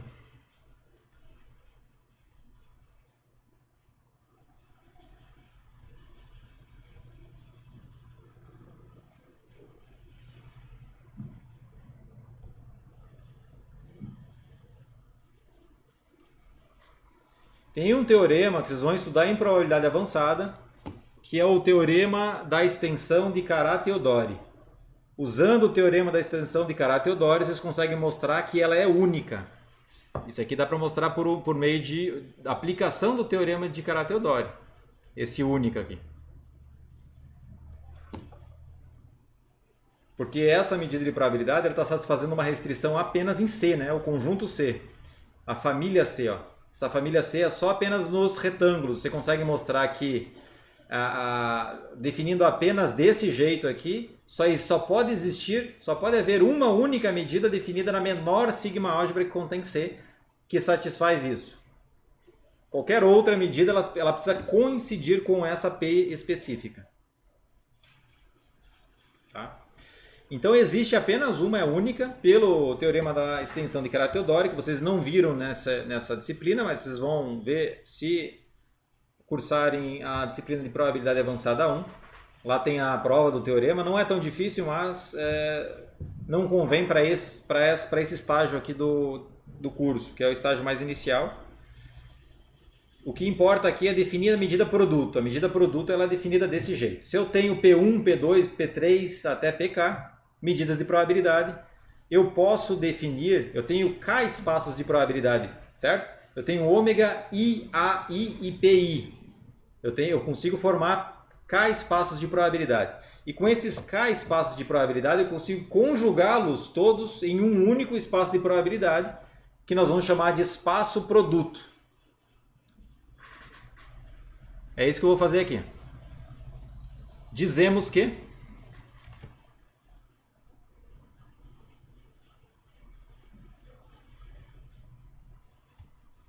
ômega, esse ômega que foi definido ali, com aquele A que foi definido lá em cima, e com essa P que foi definida agora, é o espaço produto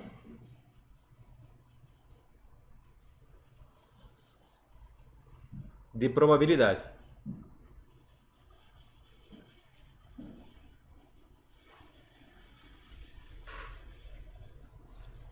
Vamos a um exemplo então, bem simples, com K igual a 2, jogar dados e moedas, certo? Vamos pegar um exemplo bem simples para vocês internalizarem esses conceitos.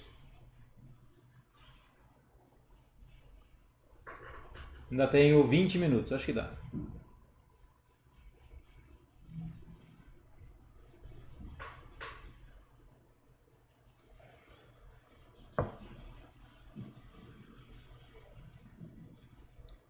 Exemplo.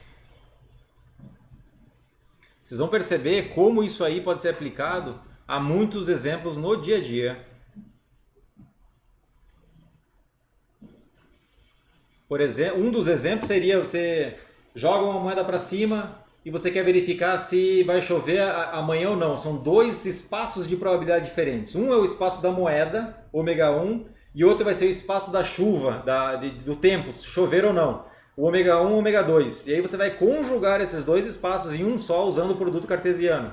Jogar a moeda e verificar se vai chover ou não. Então, jogar a moeda ele tem duas possibilidades, cara e coroa. Verificar se vai chover ou não tem duas possibilidades também, ou chove ou não chove na determinada região.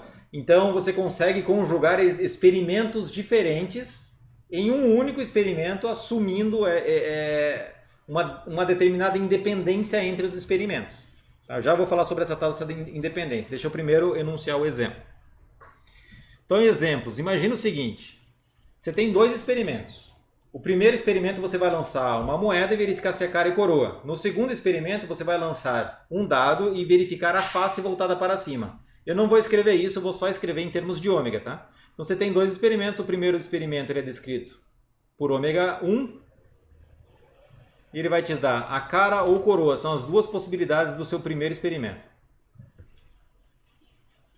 E o seu segundo experimento você vai lançar uma moeda para cima e vai verificar a face voltada para cima quando a moeda estiver em repouso. Deixa eu escrever todos os componentes aqui.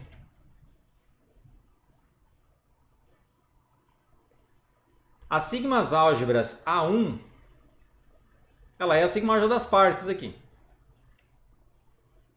A mesma coisa para o segundo experimento, que seria lançar uma moeda. C2 elevado a ômega 2. Então assim, só para deixar claro, eu vou escrever em cima moeda, lançar uma moeda e outro lançar um dado, tá?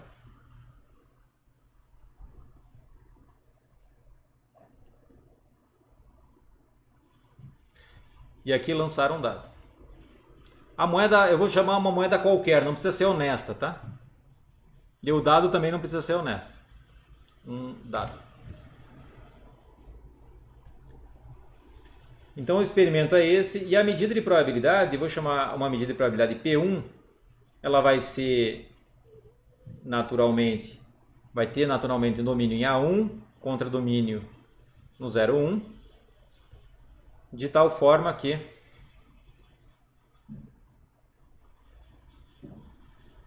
a probabilidade de A vai ser igual à soma de ômegazinho no nosso ômega 1, P1 de ômega vezes a indicadora de ômega no A. Perfeito? E aqui no nosso segundo caso eu vou pegar uma P2, que ela vai modelar agora o lançamento de um dado. Tem o domínio em A2, contra domínio no 0,1, de tal forma que ele vai ser para cada... Vou colocar A1 aqui, para dizer que esse A1 está dentro do nosso A1 caligráfico. Então aqui eu vou fazer com A2, ele também vai ser a soma, então estou deixando de maneira bem genérica aqui, tá? E agora é a soma em ômega correndo em ômega 2, de P2 de ômega, vezes a indicadora de ômega em A2. Então ainda eu preciso dizer mais algumas coisas aqui, só para finalizar os dois modelos, tá? Aqui o nosso A2 ele é elemento da nossa sigma álgebra 2. Obviamente o nosso P2 de ômega ele precisa estar entre 0 e 1 e a soma precisa ser 1.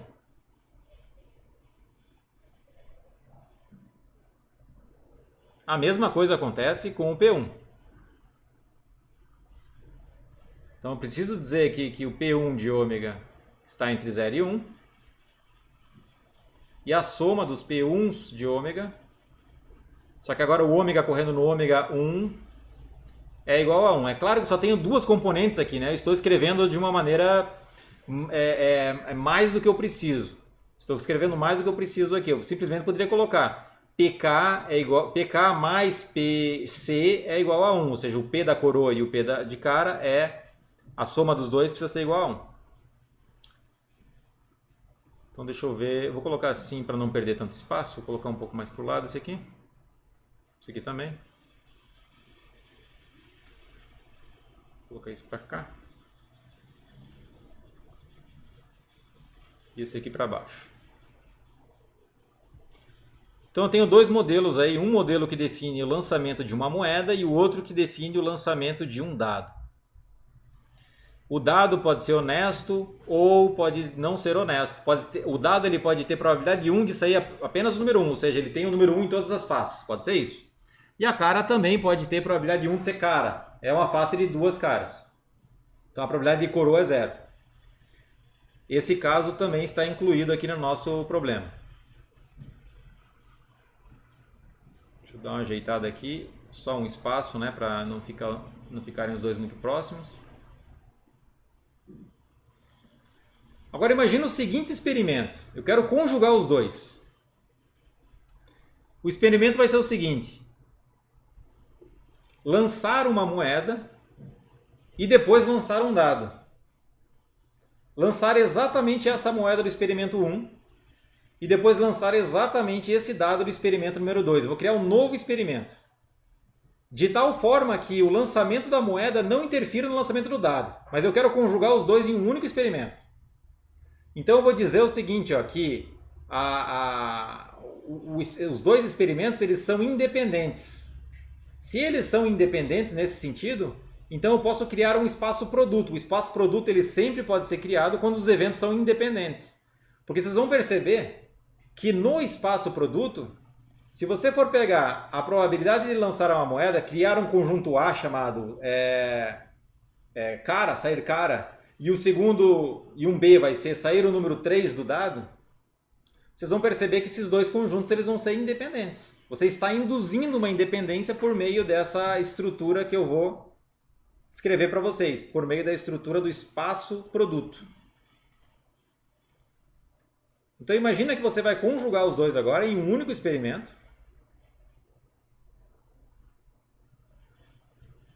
E esse novo experimento agora ele vai ser o nosso ômega, que é o ômega 1 produto cartesiano ômega 2. Quem que é ômega 1 produto cartesiano ômega 2? Ele é esse conjunto aqui, ó.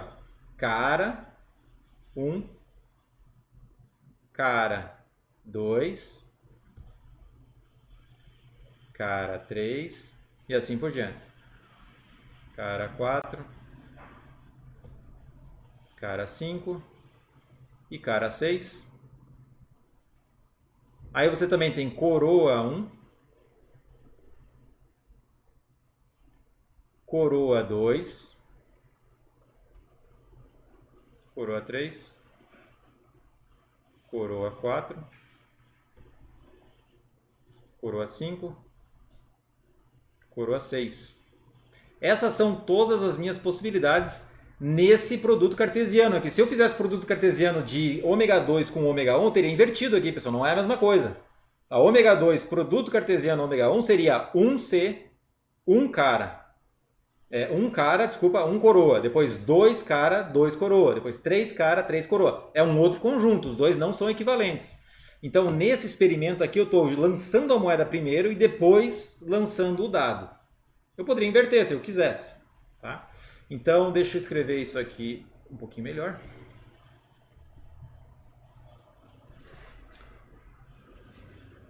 Não sei se eu estou embaixo da minha figura agora, mas deixa eu jogar isso aqui um pouquinho mais para o lado. Isso aqui ficou um pouquinho ruim, né? Então, deixa eu ajeitar.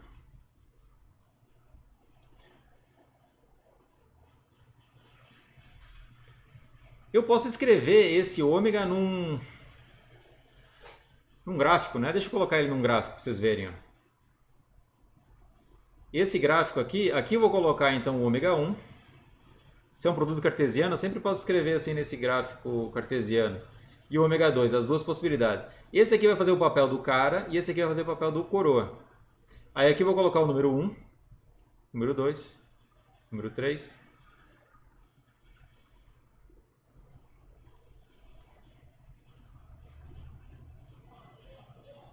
Cinco e 6.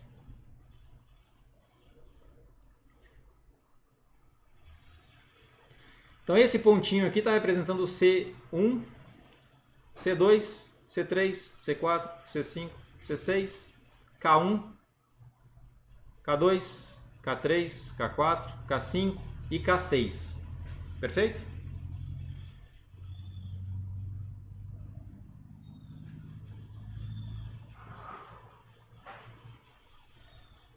Então essa aqui seria uma representação do nosso conjunto ômega. E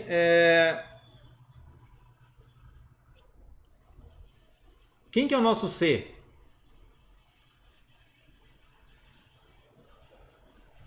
O nosso conjunto C, aqui ele é o conjunto que contém A1 produto cartesiano A2 para todo A1 pertencente na minha sigma álgebra A1 e A2 na minha sigma álgebra A2, caligráfico. Perfeito? Note que esse cara aqui é uma lista, é uma família de subconjuntos, não é uma sigma álgebra. Por que não é uma sigma álgebra? Alguém consegue já me dizer assim rapidamente? Por que não é uma sigma álgebra?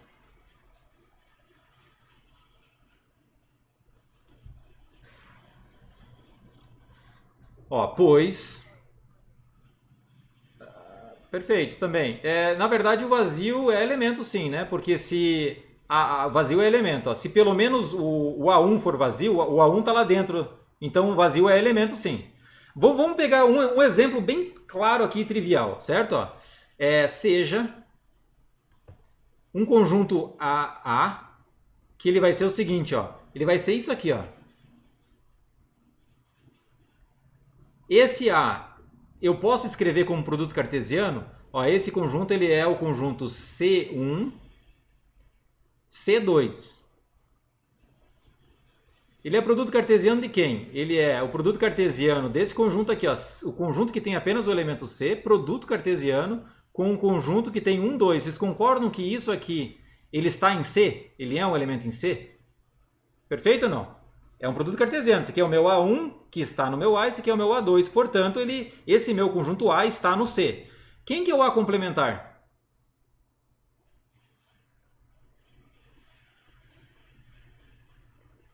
Deixa eu escrever esse um pouco mais para o lado, que não sei se está embaixo da minha figura também, mas... Vou colocar mais para cá. Quem que é o A complementar? Olhando para a figura aqui fica fácil. Ó. Esse aqui é o meu conjunto A. O A complementar o que é? Tudo menos o A, né? Então vou deixar em vermelho aqui. O A complementar são todos esses pontos aqui. Esse aqui é o meu A complementar. Pergunta, o A complementar está em C ou não? O que vocês acham?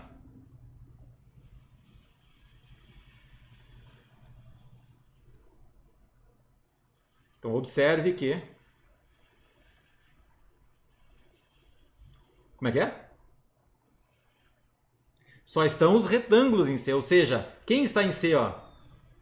Esse termo aqui está em C e esse outro termo aqui está em C, que é um retângulo. A união dos dois retângulos está em C, mas essa figura, esses pontos que estão aqui, eles não podem estar em C por definição. Observe que A complementar não pode ser escrito em termos de A produto cartesiano A2, A1 produto cartesiano A2.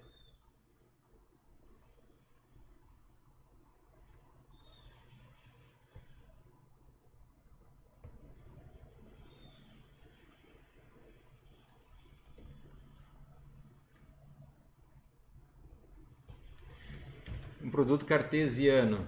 Logo, A complementar não está em C. Perfeito? É só para vocês entenderem que o C não é uma sigma álgebra. Se o A está em C, para ser uma sigma álgebra, o A complementar é o mínimo, né? São 3 regras. O ômega tem que estar lá dentro. Nesse caso, o ômega está lá dentro de fato, porque o ômega ele é um produto cartesiano. Então, o ômega está lá dentro. Mas agora vamos pegar um A qualquer. Eu peguei um A conveniente aqui.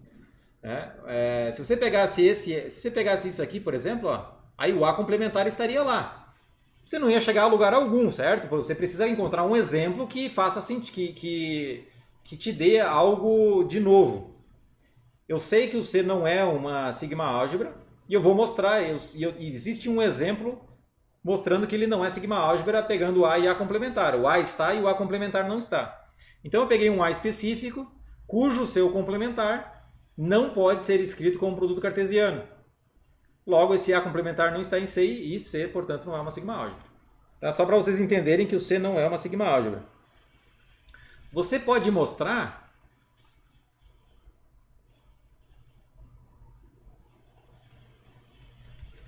que a menor sigma álgebra que contém C, a menor sigma álgebra que contém C, vai ser o conjunto das partes de ômega 1 produto cartesiano ômega 2. Você vai ter que pegar o conjunto das partes para formar a menor sigma álgebra que contém C. Tá? Eu recomendo que vocês tentem mostrar como exercício. A menor sigma álgebra que contém C, usando a definição da menor sigma álgebra, tem que ser necessariamente o conjunto das partes. Será que precisa? Então, verifiquem para ver se é isso aqui mesmo. Se a menor sigma álgebra que contém C, esse C é uma família que contém apenas retângulos, então a menor sigma álgebra é o conjunto das partes.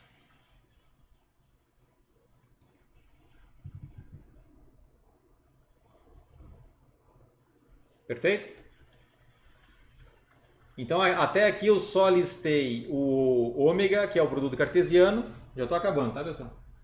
E o nosso C. Agora, como é que eu defino a medida produto?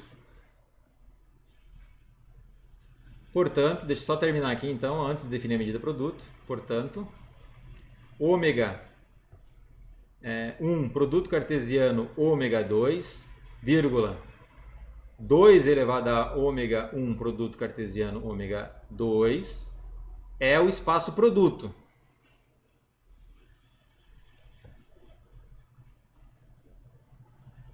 É o espaço produto da conjugação de dois experimentos, o lançamento de um dado, o lançamento de uma moeda com o lançamento de um dado. Agora, qual é o espaço de probabilidade produto? O espaço de produto de probabilidade. Como é que eu chamei? Espaço de probabilidade produto, né? Deixa eu ver como que eu chamei aqui. Espaço produto de probabilidade. Ora, o espaço produto de probabilidade, eu preciso definir a minha P nessa sigma álgebra 2 elevado 2, conjunto das partes do ômega 1, produto cartesiano ômega 2,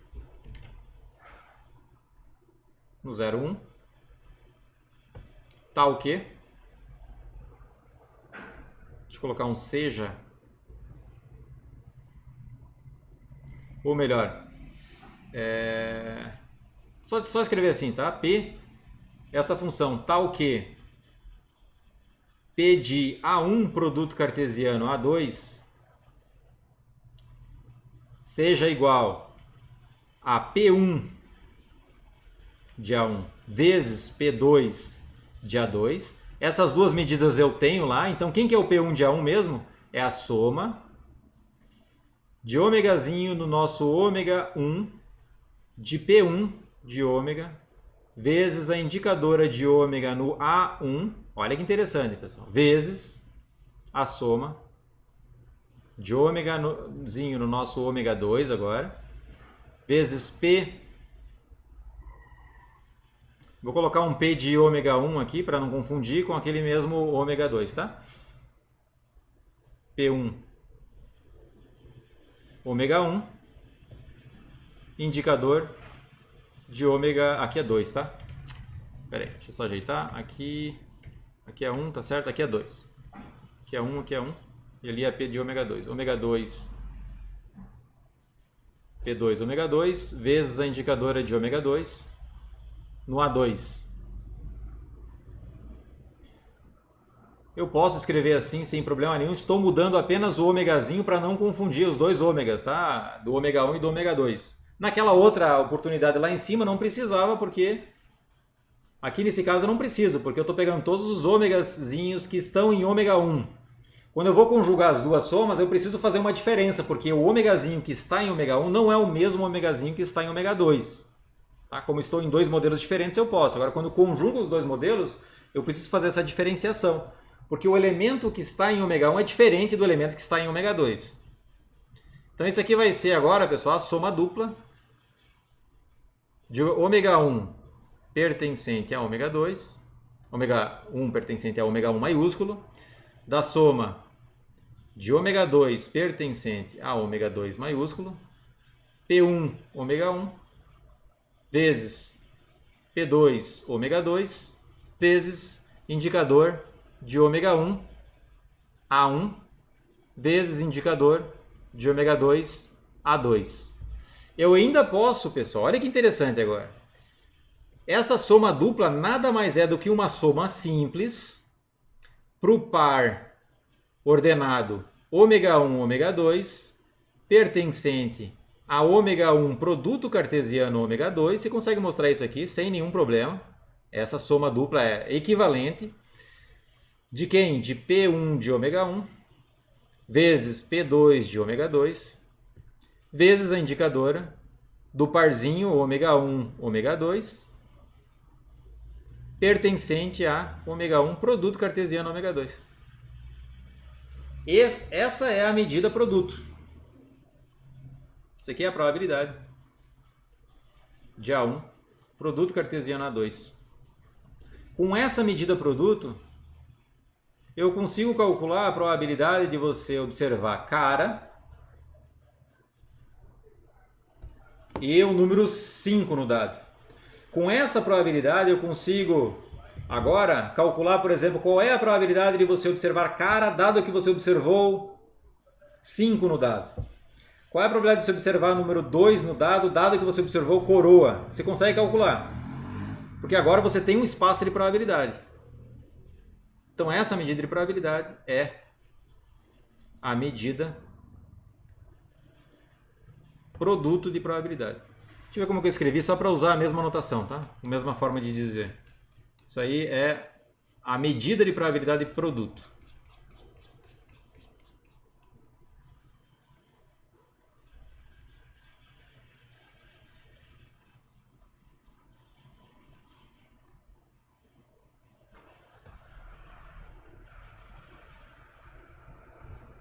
E o espaço ômega 1, produto cartesiano, ômega 2, a sigma álgebra, conjunto das partes desse conjunto. E essa medida de probabilidade P é o espaço produto.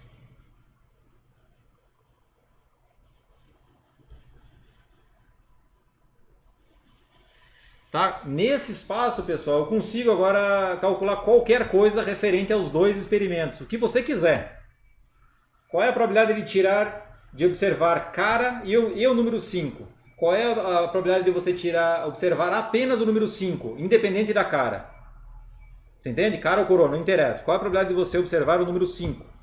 Você consegue fazer isso utilizando esse espaço, porque esse é um espaço maior. Desse espaço aqui, eu consigo recuperar qualquer probabilidade, tanto do experimento número 1 como do experimento número 2. Se eu quiser calcular a probabilidade de sair coroa, eu consigo fazer isso. Vamos dar uma olhada? Eu acho que acabou o meu tempo, mas deixa eu só fazer isso, tá? Uma última observação. E eu vou fazer assim observe que para A igual sair coroa ou observar coroa,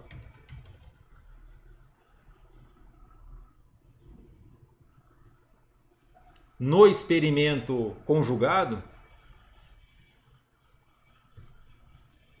no espaço produto,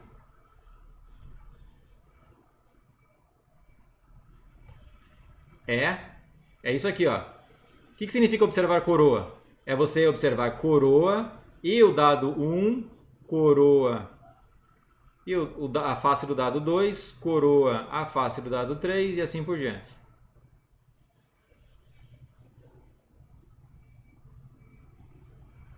Coroa e a face do dado 6. Então esse aqui é observar coroa. Complementar seria não observar coroa, ou seja, observar cara. Vocês entenderam? A probabilidade desse A, eu vou usar a probabilidade do A, vocês vão calcular essa probabilidade usando essa medida de produto.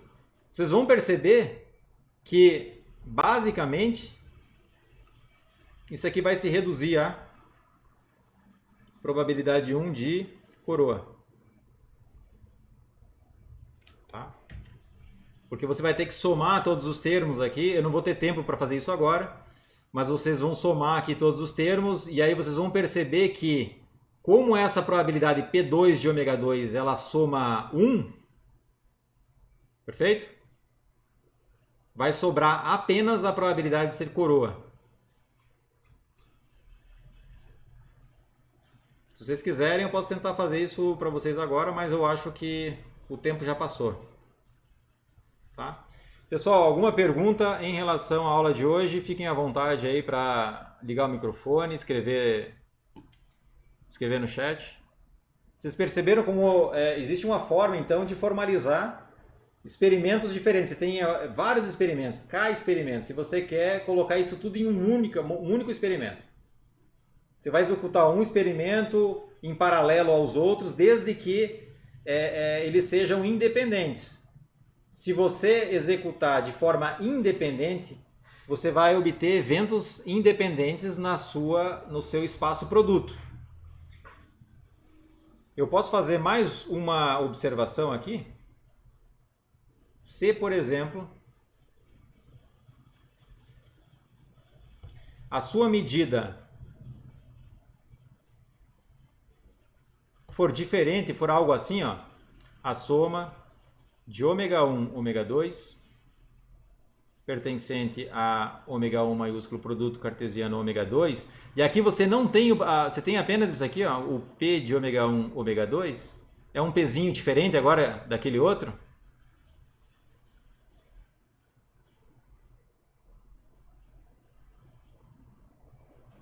Se esse cara aqui não for, se esse aqui for diferente, deixa eu fazer certinho aqui. Se isso aqui for diferente de P1 de ômega 1 vezes P2 de ômega 2, não vai ser espaço produto mais, hein, pessoal? Os dois experimentos eles vão ter uma certa dependência. Eles vão ser independentes quando você pega o produto.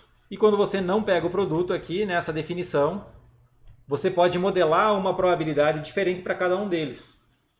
Ou seja, jogar a moeda influencia na face de observar a face, alguma das faces do dado. Sair cara pode influenciar, dar uma probabilidade maior de sair o número 1, por exemplo. Porque sempre que sai cara, o sistema de lançar dado fica viciado e ele vai colocar o 1 sempre, por exemplo. Pode ser que aconteça isso. Aí você não tem mais o modelo produto, o espaço produto. Você vai ter que criar um novo espaço de probabilidade. E aí você não vai ter mais independência entre os experimentos, lançar dado e lançar moeda. Então essa medida de probabilidade aqui, se ela for P1 de ômega 1 vezes P2 de ômega 2, aí sim você tem independência entre os experimentos.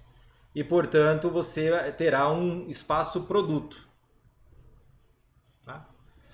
Então, eu vou escrever isso dessa forma. Se for diferente, P não é a medida produto.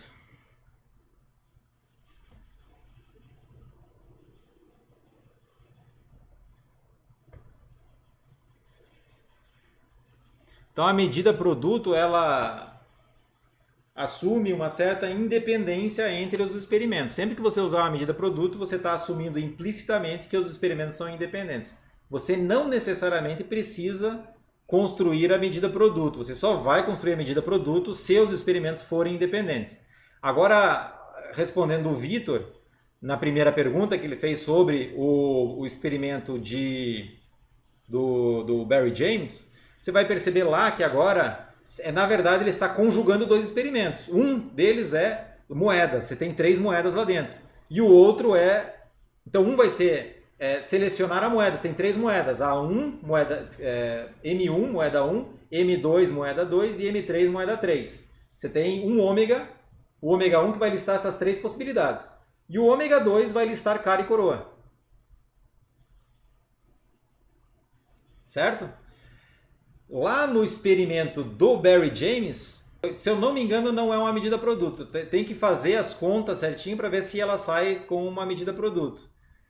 Talvez saia como medida produto, mas eu não tenho certeza, tá? Fica aí como um exercício para vocês verificarem se naquele exemplo do Barry James, a medida final que ele propõe é uma medida produto. Então é isso, pessoal. Vou finalizar a gravação por aqui. Quem quiser perguntar aí, fiquem à vontade.